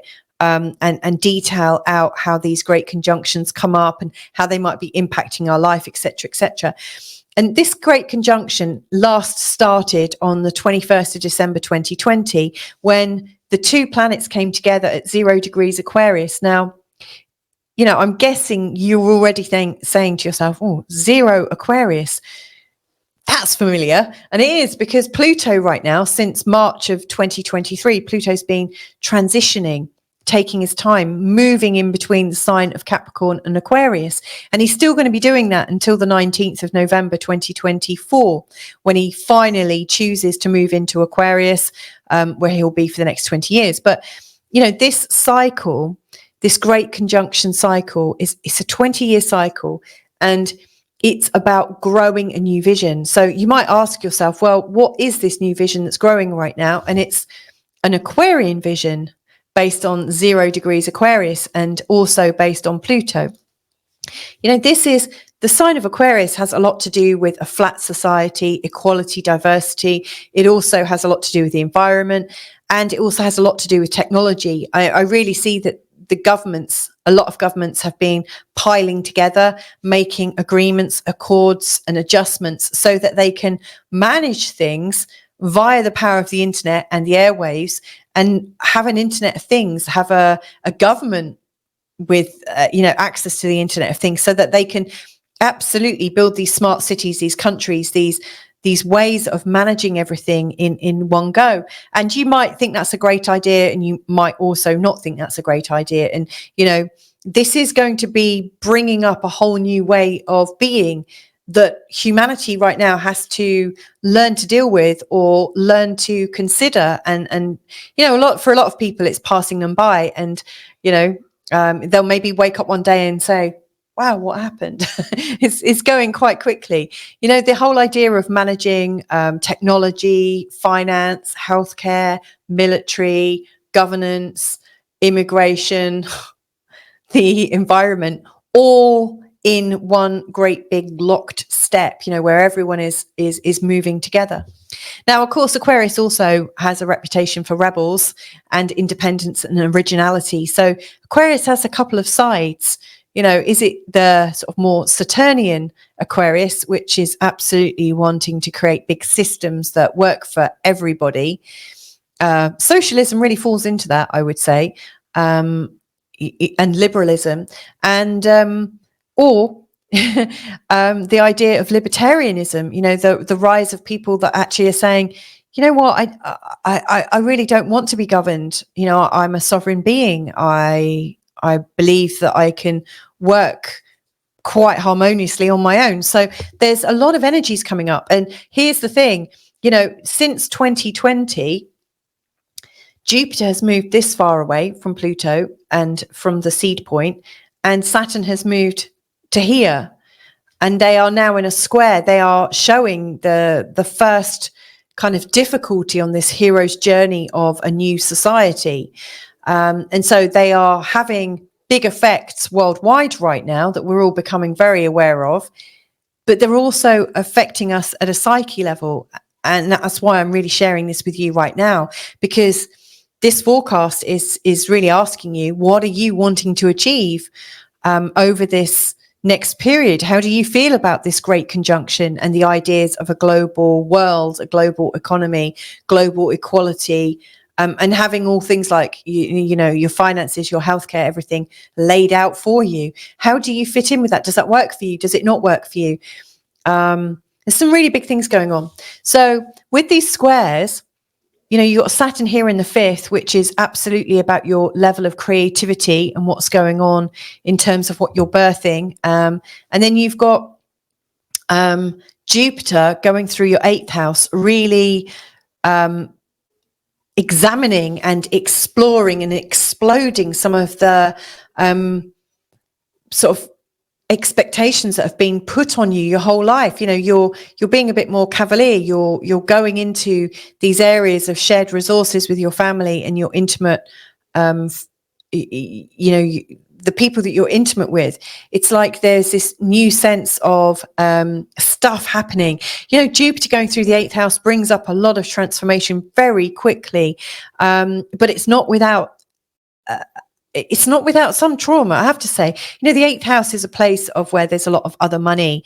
There's a lot of resources. There's possibly inheritances and shared wealth and taxes and things like that. It's all about other people's money. Having Jupiter going through this point may well show that, you know, the development that's going on in the world right now, there's money to be made from it, and you're actually in a position to profit from it potentially. So, you know, let's not forget about that. You might also find that it's a time for you to find freedom from the values and from the associations, the guilt, the blame, the shame, the anger, the regret, the resentment, and all those things that other people are putting on you. So it's quite intense. And of course, your natural desire to create things is now a lot more regimented, a lot more regulated. You might have laid down a whole series of rules in terms of your creations and how you're going to do life. And that may work for you, but if you're feeling that you're not creating as much, you might want to ask yourself, how have I limited my possibilities here? Where are my expectations on perfection stopping the wellspring of my creativity? So, you know, in terms of the square itself, I would say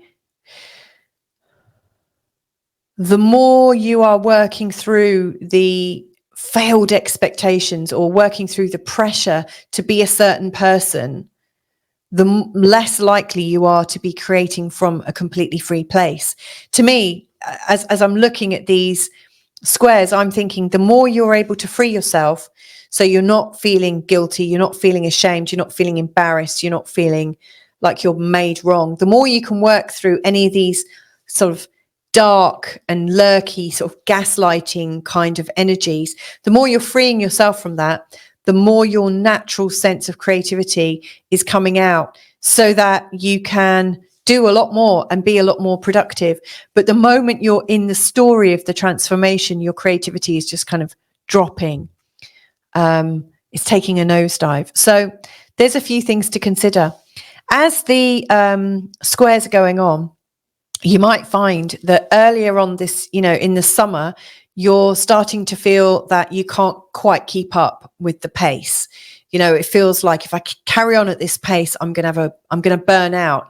You know, I can't quite work at this intensity. I need something to stop. I need to be able to jump off for a minute and give myself a bit of a break. And you might definitely be feeling that if you've been hard at it in terms of all the creations that you're doing. You know, you may well have imposed a really sort of heavy value of, you know, a worthwhile life involves creating this, and this in this time. And you may well have overestimated what you're capable of.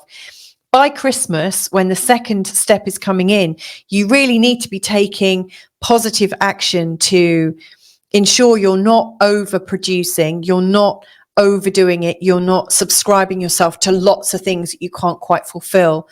And you need to find ways to be in your integrity, even if other people are disapproving of you, even if other people don't like what you're doing, even if you're getting cussed or embarrassed or shamed up because of who you're being. So what I suggest that you might consider, leading up to this Christmas time, is how are you going to take steps to feel comfortable in yourself, even if others are resisting your way of being, even if others are saying, ugh, why are you being like that? How are you going to keep in your usual buzz? How are you going to keep in the flow of who you are? And then the next thing is, how can you make sure you're not overburdening yourself? And if you can, I think the easiest one is to work on the overburdening first. Like, don't do more to get more praise. Don't overburden yourself with these desires, thinking it's going to change other people's views of you. It's probably not. Start at the level of what you're comfortable with. Ask yourself, can I achieve this? Yes or no? Is it really possible? Yes or no? Really possible? And, the moment you get the sense that you're doing too much, stop it. That's the easiest way to unpick this. The big change, I think, is coming for you by next year. By that time, you will have cut out all the unnecessary things that you are hoping to do, because you realize they're not really that feasible. And in doing so, you've created more space for yourself so you can manage your energy levels and manage your transformation, so that by the time June is coming up next year, the real pressure is that things are moving very, very quickly. By this time, Saturn has moved into your 6th house, and that's really helping you actually get working. To me, that's indicating that your creativity has taken on a life of its own. And so actually you might need people to help you manage things, so you don't have to manage it. You can be free to create, but you almost need somebody to, create the parameters, to set the environment so that you can be free to be your creative and spontaneous self. And by this time as well, Jupiter has moved into the 9th house.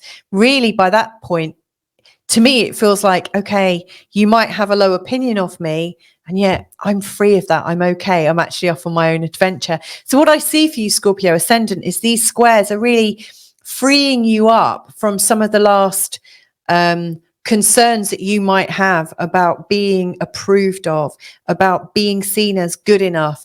To me, this is a work in progress of freeing yourself from the massive BS that comes from other people's expectations and the fact that they try to guilt you into being something that you're not.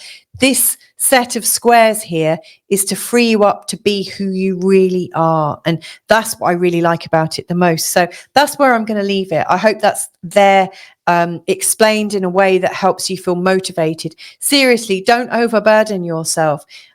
Give yourself the space to breathe, the space to be, because in that moment, that's when you're finding out the most about yourself. So there you go, Scorpio Ascendant. Take care during these particularly testing times, and find a way to not get drawn into anything that is not you, that somebody's trying to put on you. If you need any help, then just get in touch. But anyway, lots of love to you. Bye for now. Let's move on to Sagittarius Ascendant then. So Sagittarius, how are these Saturn and Jupiter squares going to be affecting you? So I spoke quite a bit in the first part of this video, and really what I was doing was laying down the overall beliefs about how Saturn and Jupiter work together. I mean, they're planets that work really in opposition to each other. One is creating limitations and managing and governing through a sense of limitation, through creating vast infrastructure, creating very complex designs. It needs a high level of adherence, and it needs people to follow instructions. And then there's Jupiter that is kind of managing a vision, but doing it by creating encouragement and hope and optimism. Of course, it could be executed in a very, very sloppy way, but it's very sort of creative and spontaneous and in the moment.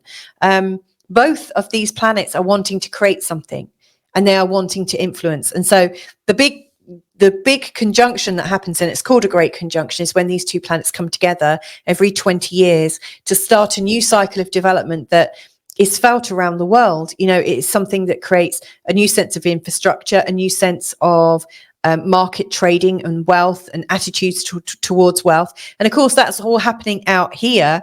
But the reason I'm sharing this with you is to talk directly with you.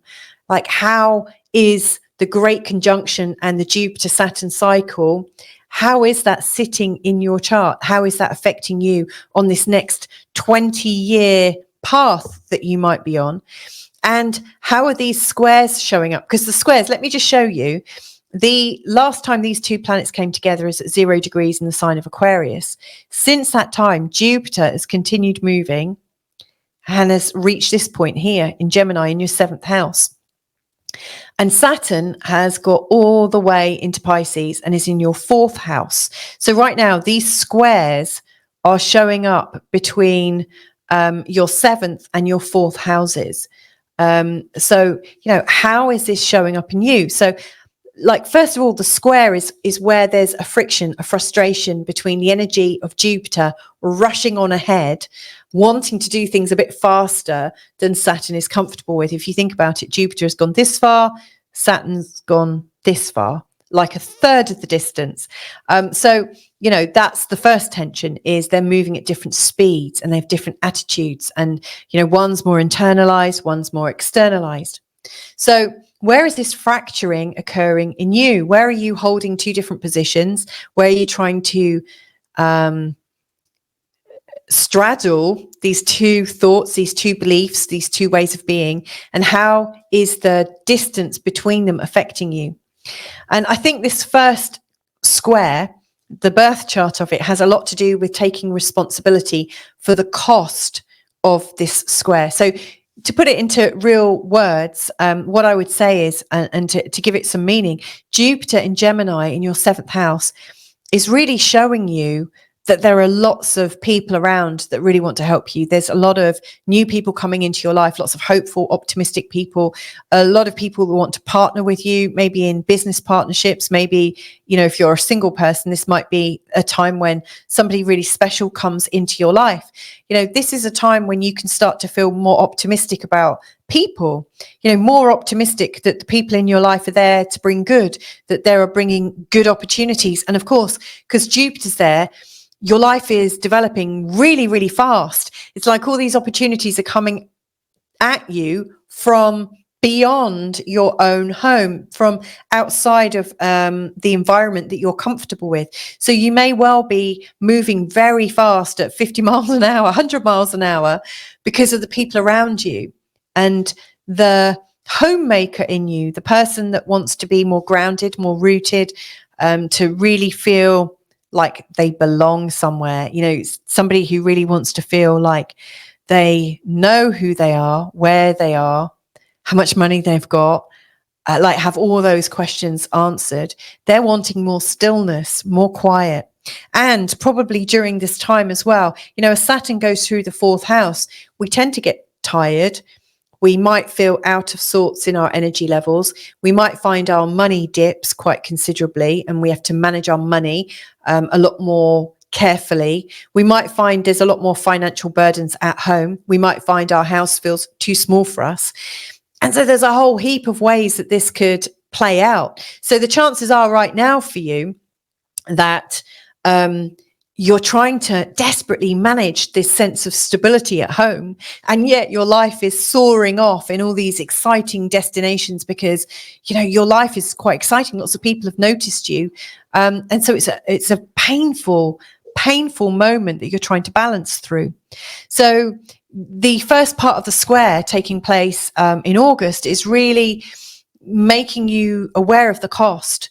You know, the more exciting life that comes your way, the less balanced you are at home, and the less organized you are at home, and possibly the more you're likely to run up big costs.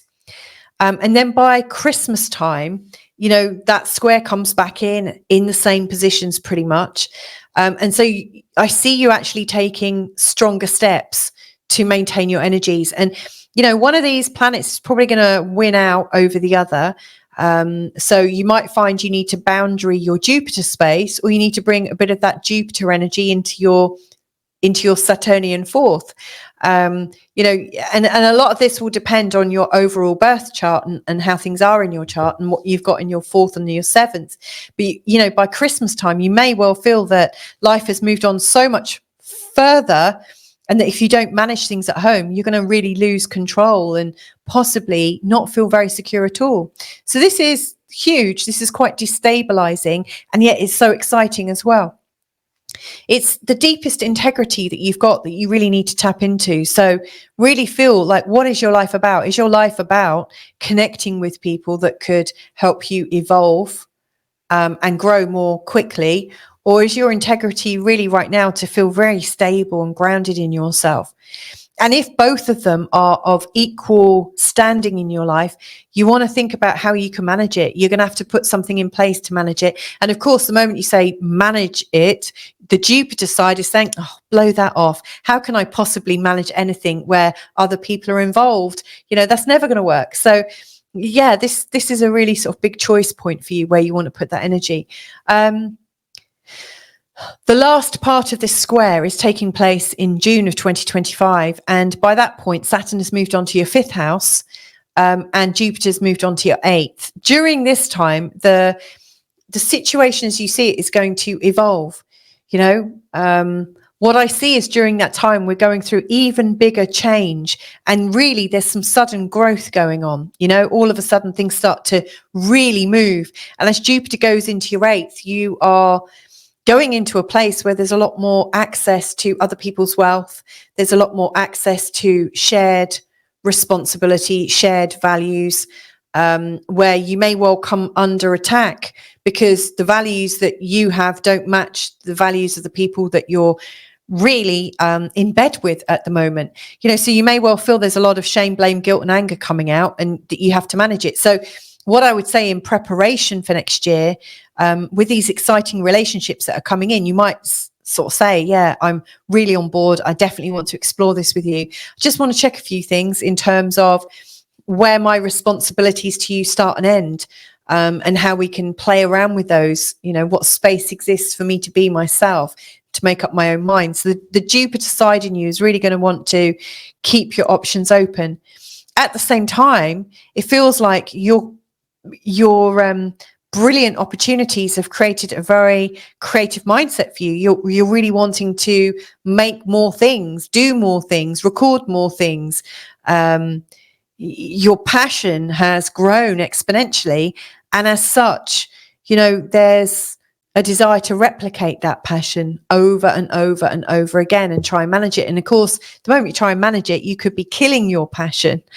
And of course, the moment you're trying to manage the impact that these new people are having in your life, again, you could be killing that spark. So again, there is a feeling of vulnerability, but the vulnerability this time by the end of the year is about, how do I keep it all alive without killing it with my management, with my need for security? So I think the biggest thing that you're learning here is how to get into the flow of the excitement of the communities you're finding yourself in. How can you enjoy the gifts of them without losing yourself in the process? So I think that's really where it's at for you at the moment. And I hope these sort of guidance notes have been helpful for you. You know, this is a long, slow aspect. You know, it's not happening overnight. This is happening over time, and you will get through it for sure. Absolutely, I've no doubt about that. So I hope that's helpful for you, Sagittarius. If I can be of any further help, then just please don't hesitate to get in touch. But anyway, let's move on now to Capricorn. So Capricorn, this is actually something that you should probably really understand. You know, this is the Sagittarius, not Sagittarius, this is a Jupiter and Saturn square that we're talking about. Jupiter and Saturn, you know, they are planets that are absolutely going in different directions. They've got a very different feeling. They've got a very different mission. They are both, got a noisy 5-year-old in the background. They are absolutely wanting to govern and create things in a very different way. They're both very ambitious. the Saturn side really responds to you, Capricorn. Obviously, Saturn's your ruling planet of your chart, given that your ascendant's in the sign of Capricorn. Saturn does seem to take precedence. Saturn is about being cautious, taking your time, managing things, looking at things, measuring it, using discernment. Whereas Jupiter is like, let's just dive right into it. I'm so excited. I'm so motivated. I'm going to zoom off ahead. Now, when these two came together, as they did in 2020, that conjunction, it happens every 20 years or so, and it's called the Great Conjunction. And it's a conjunction that is noticed that, it is starting a new civilization. It's the kind of conjunction that helps us to create a new energy, a new kind of society, a new kind of wealth sharing, a new kind of attitude towards money, a new kind of attitude towards rules and regulations. It's really creating infrastructure in terms of how humanity can be managed. And so this particular conjunction that happened at 0 degrees in the sign of Aquarius is, funnily enough, where Pluto is transitioning into right now. Pluto has been dancing in between this point since March of 2023. In fact, I've recorded 2 videos about Pluto in Aquarius, one called Pluto in Aquarius, Death of the Individual, and I can't remember the title of the one I recorded this year, but I've given a lot of guidance as to what Pluto in Aquarius and this new world might look like. Aquarius is very much about AI, the Internet of Things, creating a level playing field. Diversity and inclusion is obviously very important to the Aquarian mission. It's quite globalist. It could also be very, very socialist, seen as quite liberal in terms of the world that's being created right now, that Jupiter and Saturn seem to have bought into. However, Aquarius has another side to it. Aquarius is also about the libertarian. Aquarius is also about the independent person that does believe in equality, but believes that people should just be able to get on and express themselves and actually be of good cheer. The libertarian energy of being original and independent and making up their own mind is a very, very sort of strong image for that sort of more Uranian Aquarius person. So, yeah. There's this new mission that's growing, this new sort of globalist energy. And so over the last 4 years, since Jupiter and Saturn started to come together, Jupiter has now moved over to this position here in Gemini, and Saturn has got as far as Pisces. This is the first crisis point, really big crisis point for this great conjunction and this new direction that it appears that planet Earth is taking right now. And, I'm not really talking about this so you can understand the world. I'm really talking about this so that you can understand your position in this world. What does this mean for you? Because right now, you've got the pressure cooker energy of Saturn in your 3rd house in the sign of Pisces and Jupiter in your 6th house in the sign of Gemini. So let me explain how these are likely to show up globally, but also how they are likely to show up in your personal sphere. So first of all, Saturn, your ruling planet, it's in the 3rd house. It's in your community. It's in your reference for, your friends and your peer group, your sort of broader family, like where you live and their particular attitudes. It's almost like your home tribe. Saturn is coming into your environment and is creating rules and regulations. You may well feel that in these last 4 years or so that things at home have got a bit more regulated. And of course they have. In the last 4 years, we've seen communities go into lockdown. We've seen communities wear masks. There's been mask mandates. There've been vaccination rollouts, which again have been community wide. And there have been people that have resisted the pressure. And yet for, a lot of people have gone with the suggestions. It's a very Saturnian way of being. So your life right now, it looks like in your community, there is this strong way of being, a strong set of conditions, maybe strong rules and regulations and preferences. It's a bit like their social credit scores. From your perspective in your life right now, it feels like communities are becoming guided, and these guidelines carry consequences if you don't follow them. So that's interesting. That's like one of the pressures that you're aware of. And you might be in accordance with this. It might work for you. It might also not. But the other pressure is how you manage your life. And Jupiter right now is really energizing how you manage your life. So how you manage your work, your health, your diet, your home, your money, how it all slots in together, how you manage your timetable, how you manage your routines. And right now it feels like there's a lot going on. So Jupiter is adding a lot of pressure there. It feels like you've almost got more than you can handle. And maybe that's got to do with some of the rules and regulations that you feel have been put on you that you can't ignore, that are now part of a new life. I mean, maybe some of the new things that you're living by or abiding by are fundamentally not helping the way you run your life. Maybe you're not able to earn as much money as you could before because of particular ways of being. Or maybe you're finding to run your business or to, just be functional in your day-to-day life. You're having to live up to a series of ideas, as to how you talk, how you communicate, how you are expressing yourself. It almost feels like your life at a time when your life is really kind of buoyant and moving quite fast. It feels like there are pressures on you to be in a particular way about it.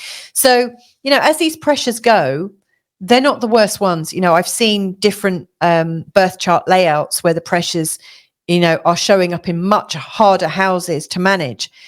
For these, this isn't unachievable. I can see that you can move beyond this and find some peace and find some balance and find some unity, but it's still going to take a bit to work through. Like, the first square is about the cost.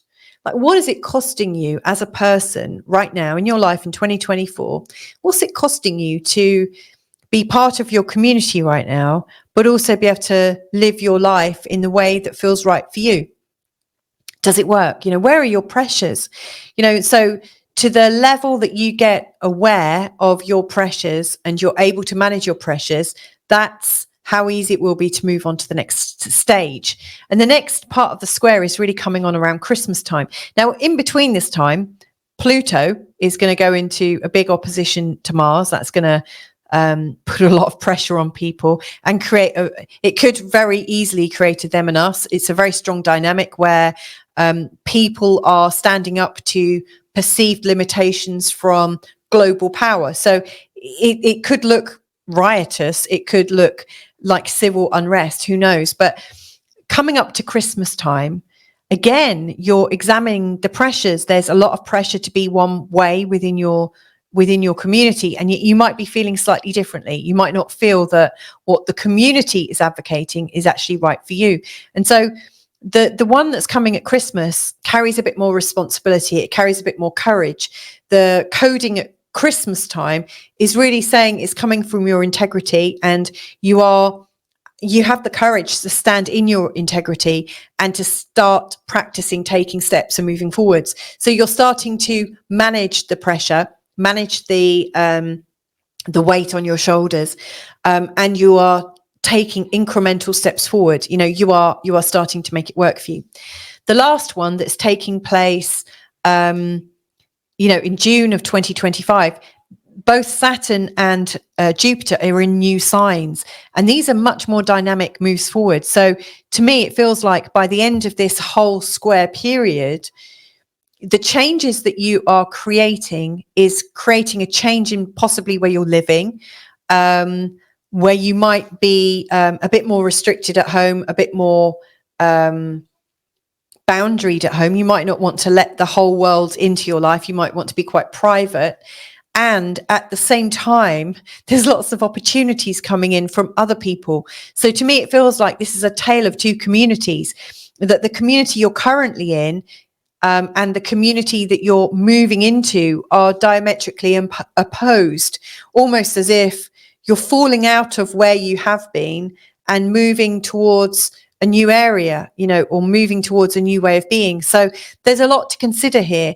And what occurs to me is the need for your own autonomy is higher than it has been in recent years.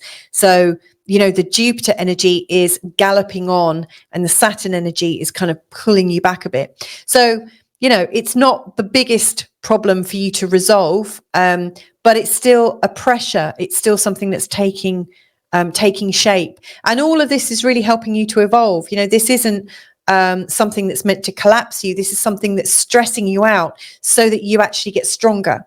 So I hope this is helpful to you, Capricorn Ascendant. And if I can be of any further help, just invite me to work with you. All my details are below, and it would be nice to work directly with you. But take care during this time. This is a long, slow aspect, 10 months of the square energy. You will see the fracturing, I'm sure of it, around the world. I'm sure you're already seeing it, because I sure am. And the key here is to work out how you live with it and how you don't have to buy into the fracturing going on out there. It's how you unify everything within yourself. So I'll leave you on that unification thought. Anyway, let's move on now to Aquarius. Okay, so Aquarius Ascendant, then how are you doing in terms of right now, and in terms of the Saturn and Jupiter squares? So there's going to be 3 of them coming up, but in reality, right now, and I'm recording this on the 16th of July, 2024, right the way through to beyond the 15th of June, 2025, we have the energy of Saturn and Jupiter in a square. They ease off briefly in February, but essentially this 10-month period is really characterized by Jupiter and Saturn being in a square energy, and they are absolutely exactly in those squares at these times. Now, I think when there are 2 planets, working in an aspect together, it's always important to consider where they were at the start of their journey together. And for that reason, I've also included the new mission, which it has been said that Jupiter and Saturn, when they come into a square, is absolutely about a new mission, a new vision, a new form of governance. It's called the Great Conjunction. And, if you want to know more about that, check out the first part of this reading. I've gone into quite a lot of depth and detail about the Great Conjunction and the patterns of Jupiter and Saturn, and how they have helped to shape dynasties, how they have something to do with feng shui and other modalities. But anyway, the Great Conjunction the last time they came together was at 0 degrees in the sign of Aquarius on the 21st of December, 2020. Now, this is an interesting degree for you. Notice how close it is to your first house. It's right at the start of your first house. So it's really significant. The other thing that is particularly significant about this particular degree is that Pluto right now is hovering over this, and has been hovering over this this site of 0 degrees Aquarius since March 2023, when he went into Aquarius, popped back into Capricorn, then came back in January into Aquarius. He's now making his way back into Capricorn for this last time, and he will finally ingress into, that's the word for it, ingress into Aquarius on the 19th of November 2024. So right now, Pluto is really dancing between these 2 ages. He has been heavily involved for the last 15 years or so in Capricorn, and then very soon he's going to do a 20-year reign in the sign of Aquarius. It's big news. And it just so happens that the cycle between Jupiter and Saturn is a 20-year cycle. Now, Jupiter and Saturn are both managers. They both manage things, and they both have spheres of influence. They both want to be in charge in different ways. So, on the one hand, you have a very sort of Jupiterian kind of energy, which is gung-ho. It charges off in a new direction. It's big, it's bold, it's brash, it's enthusiastic. It wants to create change, and actually probably creates a bit of chaos in the process, but is really kind of popular. It really gets that Jupiter energy, is hopeful, it's optimistic, and it speaks to people. It wakens people up, it's enlivening. And then you've got the Saturn energy, which is carefully managed. It's calmer, it's based on measurements and discernment and nitty gritty.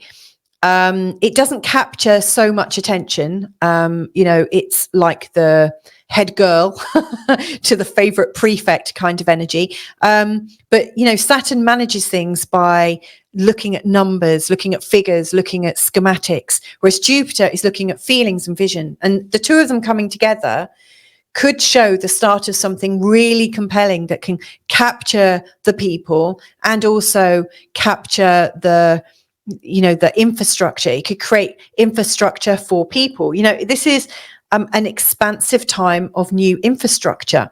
Now, it's obviously got quite an Aquarian energy. And if you notice this date, the 21st of December 2020, it falls right in between, the start of the rollout of the pandemic narrative. And it's also just before the rolling out of a really intense mandated vaccination schedule. And it was a new kind of innovative vaccine. So there are these really big things going on worldwide to do with innovation, but to do with everyone. And this seed point in the sign of 0 degrees in the sign of Aquarius happened right in between, like right at the sort of like crux of it, really. Aquarius, what's that known for? Well, it's known for equality, diversity, inclusion. It's also really known for the brotherhood and the sisterhood of man. It's about humanity. It's about creating a really even sheet, so anyone can rise up, anyone can fall, but it's really about opportunities, I think, and it wants to spread far and wide. So I can see why things like socialism and liberalism have moved on quite considerably since the start of this great conjunction, in December of 2020. Like also things like people have been talking. What's the word I'm looking for? I can't think, but anyway, it'll come to me. So, these ideas of what is best for humanity, and that there might be an application that manages humanity better than humans can manage themselves. The application of something that everyone gets involved in is absolutely one of these Aquarian ideals. There is another kind of Aquarian out there, and that is the Aquarian that wants to be rebellious, original, independent, that seeks to determine for themselves what is right and wrong, and is able to trust their own intuition, their own intention, their own inner morality, and treat everyone as equals anyway. So, there is the idea of the libertarianism, and also the idea of the society that is connected. Now, of course, Aquarius has a lot to do with technology. Uranus really creates that. And so things like AI and the Internet of Things are likely to really come in, whether we like it or not, in leaps and bounds during this time. This is likely to really change and shape the nature of humanity. And our relationship to the world is likely to shift because of this. These great conjunction times create changes that impact wealth distribution and impact infrastructure in quite a big way. So the chances are, during these last 4 years, and this is where I'm getting to the bit that really includes you, the chances are you've been living in this world that's been changing quite considerably. And in that time, Jupiter has zoomed off to Gemini, and Saturn has reached Pisces, and the two archetypes, one of caution, steadiness, discernment, and introversion and data, is one of the energies that has really taken control. And then the idea of ideas and sharing ideas and examining news and really sort of like seeing the excitement of joining people, is also an idea. Also the ideas of sovereignty. Jupiter is absolutely a sovereign being. Jupiter wants to be the ruler of himself. He doesn't want other people to rule him. So, he's quite an unrulable planet, to be fair.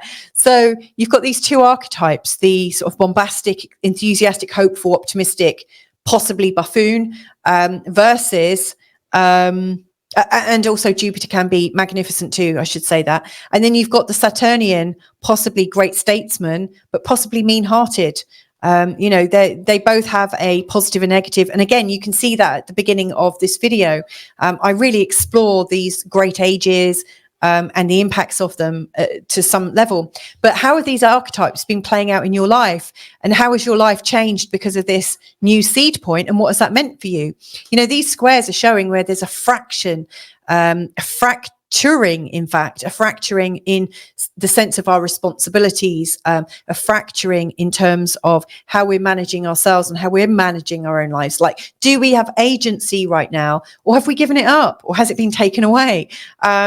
You know, Jupiter in the sign of Gemini for you in the 5th house is absolutely about your creativity and your passion, just like sort of exponentially expanding. You know, right now you have this really beautiful big spirit, and I think part of that is because of Pluto dancing around the, you know, your 1st house. There are all these new ideas, these new passions, these new identities, these new ideas about what is lighting you up and really making you want to create and live in passion, live in joy, live for you know, the joyful expression of being you, like live for you, feeling joy.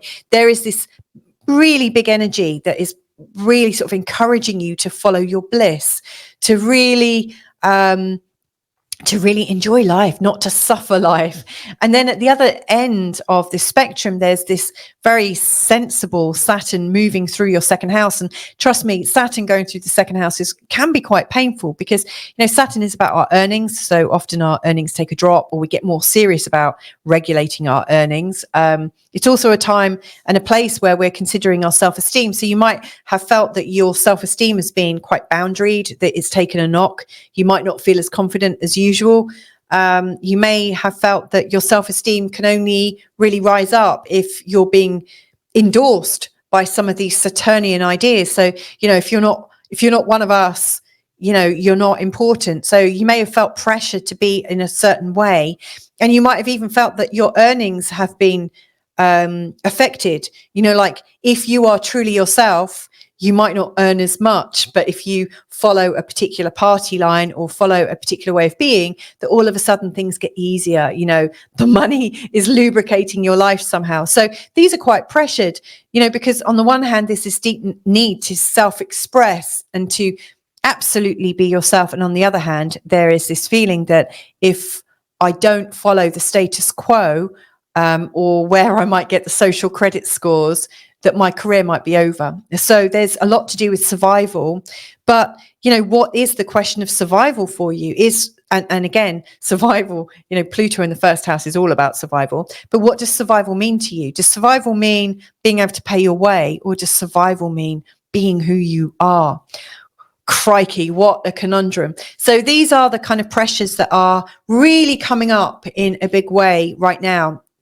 And at the time of the 1st square, the sort of energies of that particular square chart is really about getting real to the cost of what this difference, what this fracturing of these ways are. You know, what is the cost of that onto your belief systems? You know, how are you living these two lives and making them work? And what is the cost of you trying to keep these patterns, both honoring them? You know, by Christmas, the energy is more about taking a step forwards to coming back into your integrity. And your integrity might take you one way, it might take you the other, it might take you into a deeper acknowledgement or a unification. You know, there's nothing to say you can't unify these energies. I just don't see how you can do it, but that's not to say you can't do it. And I wouldn't say don't try to unify. You might find that there is a way to work with your passions and earn money through your passions, thereby really actually feeling quite excited and lifting yourself up. Who knows how you're going to do this, but the Christmas chart in particular is about moving forwards. It's almost like a leaving home chart. You know, it is about you taking practical steps and moving beyond the problem as you see it, like actually putting your money where your mouth is, actually being the energy of integrity. As this changes, like the 3rd change to come in is around June time of 2025. And this is a changing square because both of these planets have moved into the next sign. And so, you know, to me, that's describing maybe how you've already resolved this, but also how everything starts to grow quite suddenly. You know, once these planets come into the cardinal signs, things start to move forwards again. There is big change coming. You know, Saturn going into the third is really showing that the ideas of the pressure of the community is higher than it was earlier. You know, so maybe you've resolved how you're earning things, but now that problem or that consideration is more, how do I be a communard? How do I be myself in my community when there are strong structural rules or guidances about how I am? How do I manage that? And then the other side of the coin, you know, with Jupiter in your 6th house is, well, you know, my creativity has created a lot now. How do I manage my life? My life has really got out of balance. But, you know, now my big problem is not how I create and express myself. I've actually learned how to do that quite easily. But my difficulty now is where I've expressed myself. My life has got quite big. So, yeah, it's a nicer problem to have. Ultimately, all of these are harking back to the original mission. These are just like benches or like little rests, little intervals on the journey of this whole Jupiter and Saturn mission. Like the next time they come together will also be in an air sign. It will be in the sign of Libra. But, you know, they are going to be connecting again. They are going to be creating change again. And you will be facing a new kind of mission. So, you know, this is just one of the pit stops along the way. The pressure of living in the world as it is creating pressures for you in self-expression and how you earn your money. So I hope that's helpful guidance, Aquarius, just to be aware of these energies as they're coming up and how you might navigate them. I think getting aware of it is the biggest thing for now. And between now and Christmas, think about how you might step forwards with that knowledge. So I hope that's helpful. If I can help you explore it, then just look down below to the links and book in some time with me and we can work through it on a one-to-one basis. But anyway, lots of love to you and speak to you all soon. Bye for now. Okay, so the last one then, this is Pisces ascendant. This is your message about Saturn and Jupiter and the squares that they're going through right now. Because, you know, when I'm looking at two planets and the aspect they make, it's also important to consider the journey that they have together. Like, what does their combined energy create? And, you know, if you want to know more about this, I speak about it at great length at the first part of the video. I really do sort of explore both planets, their planetary cycles, and how they come together every 20 years, how every they come together in sets. Right now, they're in an air set. Each great conjunction, that's what they're called when they come together, is in an air sign right now. The most recent great conjunction started at 0 degrees in the sign of Aquarius on the 21st of December 2020. Now, what's interesting about this is it's a seed point, and you've got the energy of Jupiter, which is about expansion and excitement and hope and faith and optimism and growth, you know, and it's the energy of self-management through exploring life and wanting to make life bigger. You know, it's expansive. And then you've got the Saturn energy, which is wanting to gradually and over time create change and manage that change quite specifically. It creates guidelines, it creates infrastructure, it manages, it measures, it's discerning. It's not as joyful, not by a long shot. It's very task oriented. But you get the two of them coming together, and there is the potential to create something really wow, you know, a big vision that can be absolutely administered and managed. And of course, they came together in 2020, a short while after the pandemic narrative had been well and truly sown into the consciousness of humanity, and a short while before the rollout of the innovative new brand or breed and the sort of mandated rollout of a new type of vaccine or medical procedure. So, you know, this great conjunction fell in between the two of these.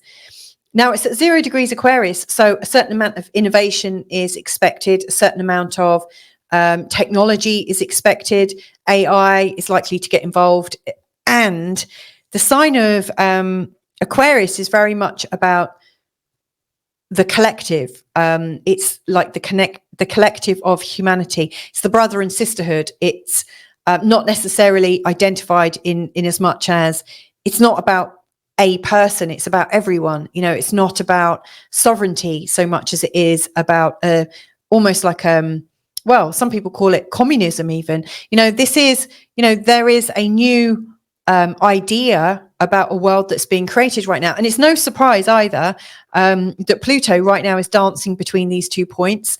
I've written and recorded a lot about Pluto. I did a video back in March 2023 called The Death of the Individual.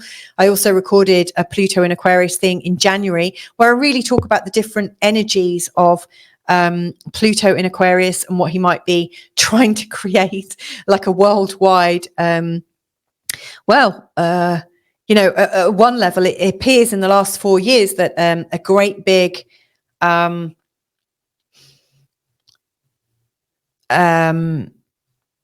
Internet of Things, like smart cities, smart communities, a connection of countries across the world, they're coming together and they are kind of locked in a kind of big plan. You know, is that about the individual, or is it about the collective? Or is it about the power behind the collective? Who knows? But, you know, the energy of Aquarius is wanting to manage things for everyone using the internet as a big tool. And there is obviously a different kind of Aquarius expression, which is about sovereignty, individuality, originality. It's very libertarian, very sort of punk rocker, but it could also be quite peaceful as well. You know, the Aquarian vibe I like, I have to say, I don't dislike it at all. So yeah, we've got this new seed point. And in the last 4 years, I'm pretty sure that you've noticed that the world has changed quite dramatically in many different respects and across many different disciplines. You know, like the ideas of connecting the world and managing the world is taking place with medicine, banking, food production, the environment, the military, schooling, you name it. If there's something to manage, it's being managed. Language as well, media, you know, it's all becoming very globalist. So yeah, no doubt your life has changed. And in this time, Jupiter has moved from here to Gemini. Saturn has come this far. And this is the first kind of crisis point. You know, obviously, when you're creating a big mission or when the world is appearing to go in one way, it will be creating difference. It's going to have its stress points. But the square is one of the first big stresses where we really see the diversity of the two planetary energies. You know, Jupiter going one way, rushing off, getting enthusiastic, and Saturn like really lagging behind, but being very set and very stern about what Saturn is doing. And so what I want to explore here isn't necessarily you know, what's going on in the world, but how are you coping with what's going on in the world? How are you managing that? How is this going to work for you? So these 3 squares, and to be fair, these are the exact dates of the 3 squares between Saturn and Jupiter. But in honesty, they're already in a square. They're just coming into a perfect square. And they are pretty much in a square for a 10-month period. There's a slight respite, I think, in February of 2025, but they are pretty much in a square. So we've got this energy. You've got Jupiter going through your 4th house. That creates a lot of excitement at home, a feeling of change, a feeling of innovation, a feeling that maybe your house isn't quite big enough. Maybe you want to have a lot more joy, a lot more excitement at home, a lot more truth, maybe a lot more faith. Maybe you're a lot more philosophical at home. Maybe you're thinking in terms of freedom a lot more. You know, Jupiter wants to do its own thing in its own way. And then you've got Saturn going through your 1st house. Now, Saturn in your 1st house is not easy. You know, we often feel quite tired when Saturn goes through our 1st house. We often feel a bit creaky. We need to realign our internal organs. We need to get our muscles and our bone structure just right. You know, Saturn is looking at our structures. So it's quite often a time when we feel older and we're trying to insure ourselves against getting older. We're trying to make everything work.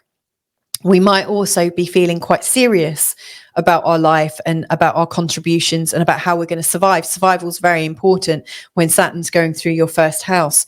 So yeah, interesting. You know, how is this manifesting? How is this great big world manifestation kind of affecting you right now? I would say, well, you're wanting to feel joy in your home. You're wanting to feel expanded at home. And yet, actually, you're feeling really tired out. You're feeling worn out. You're feeling drained by the pressure of it.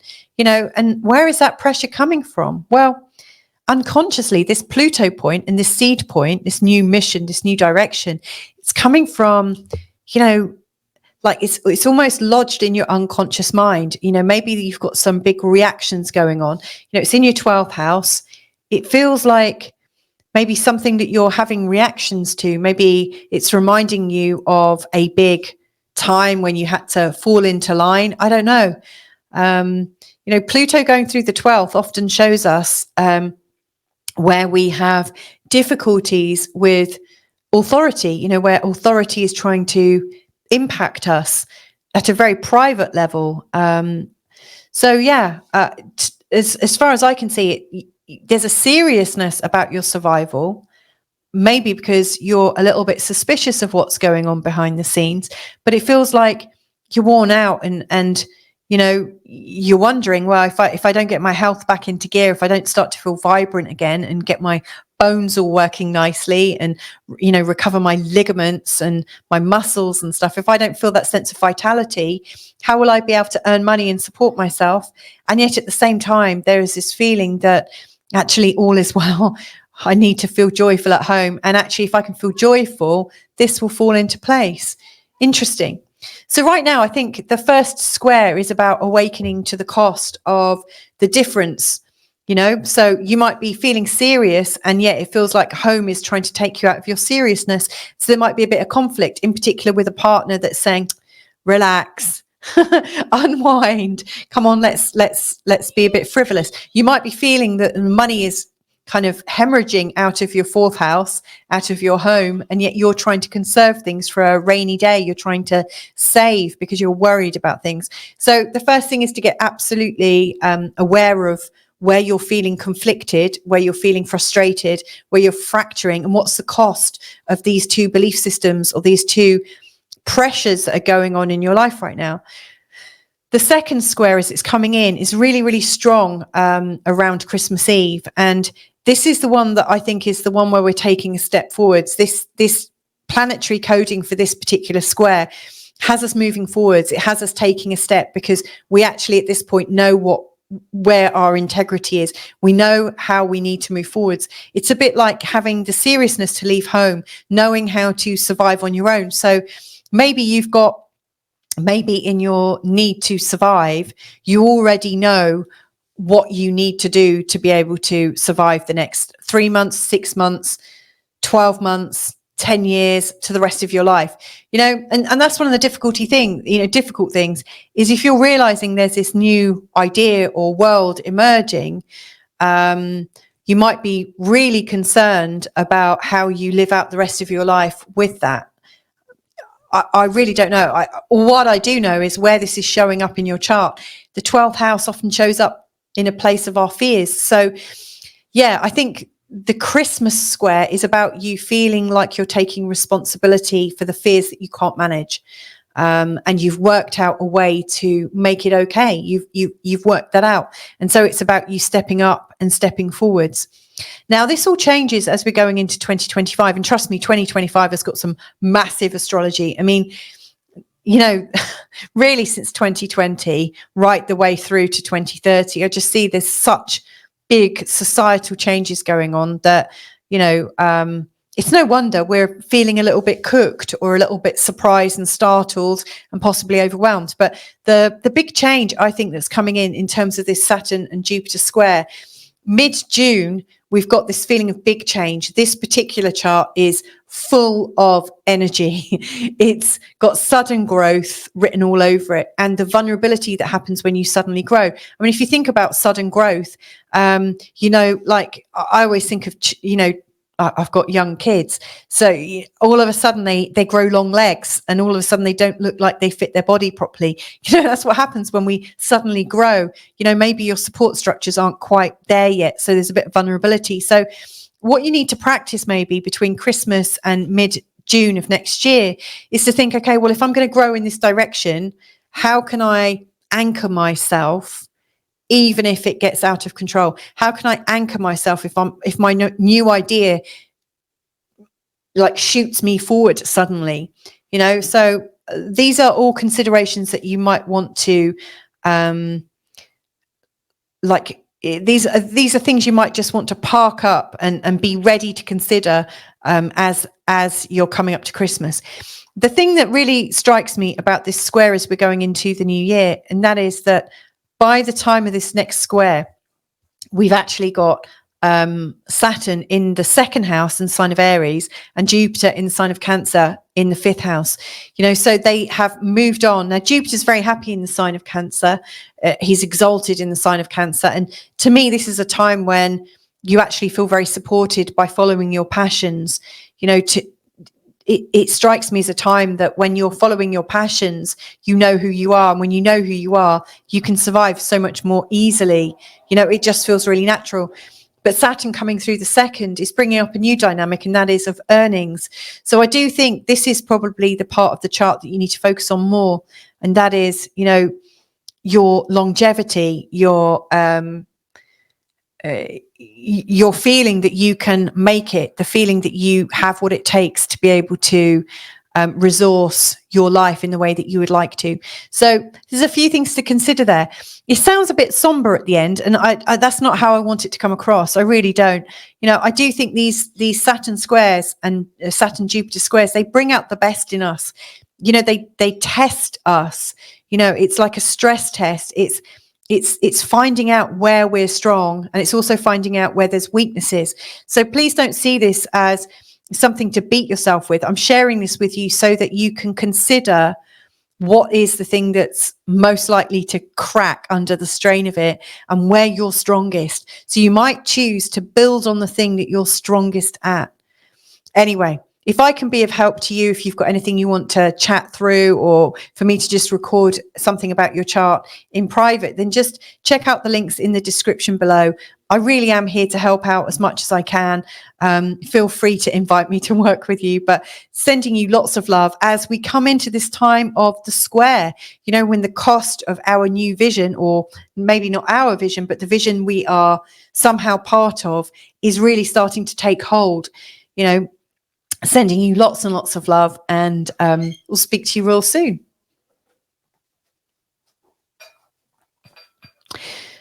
Didn't have you on there, like. I was just about, I didn't finish recording there. Thank you, phone.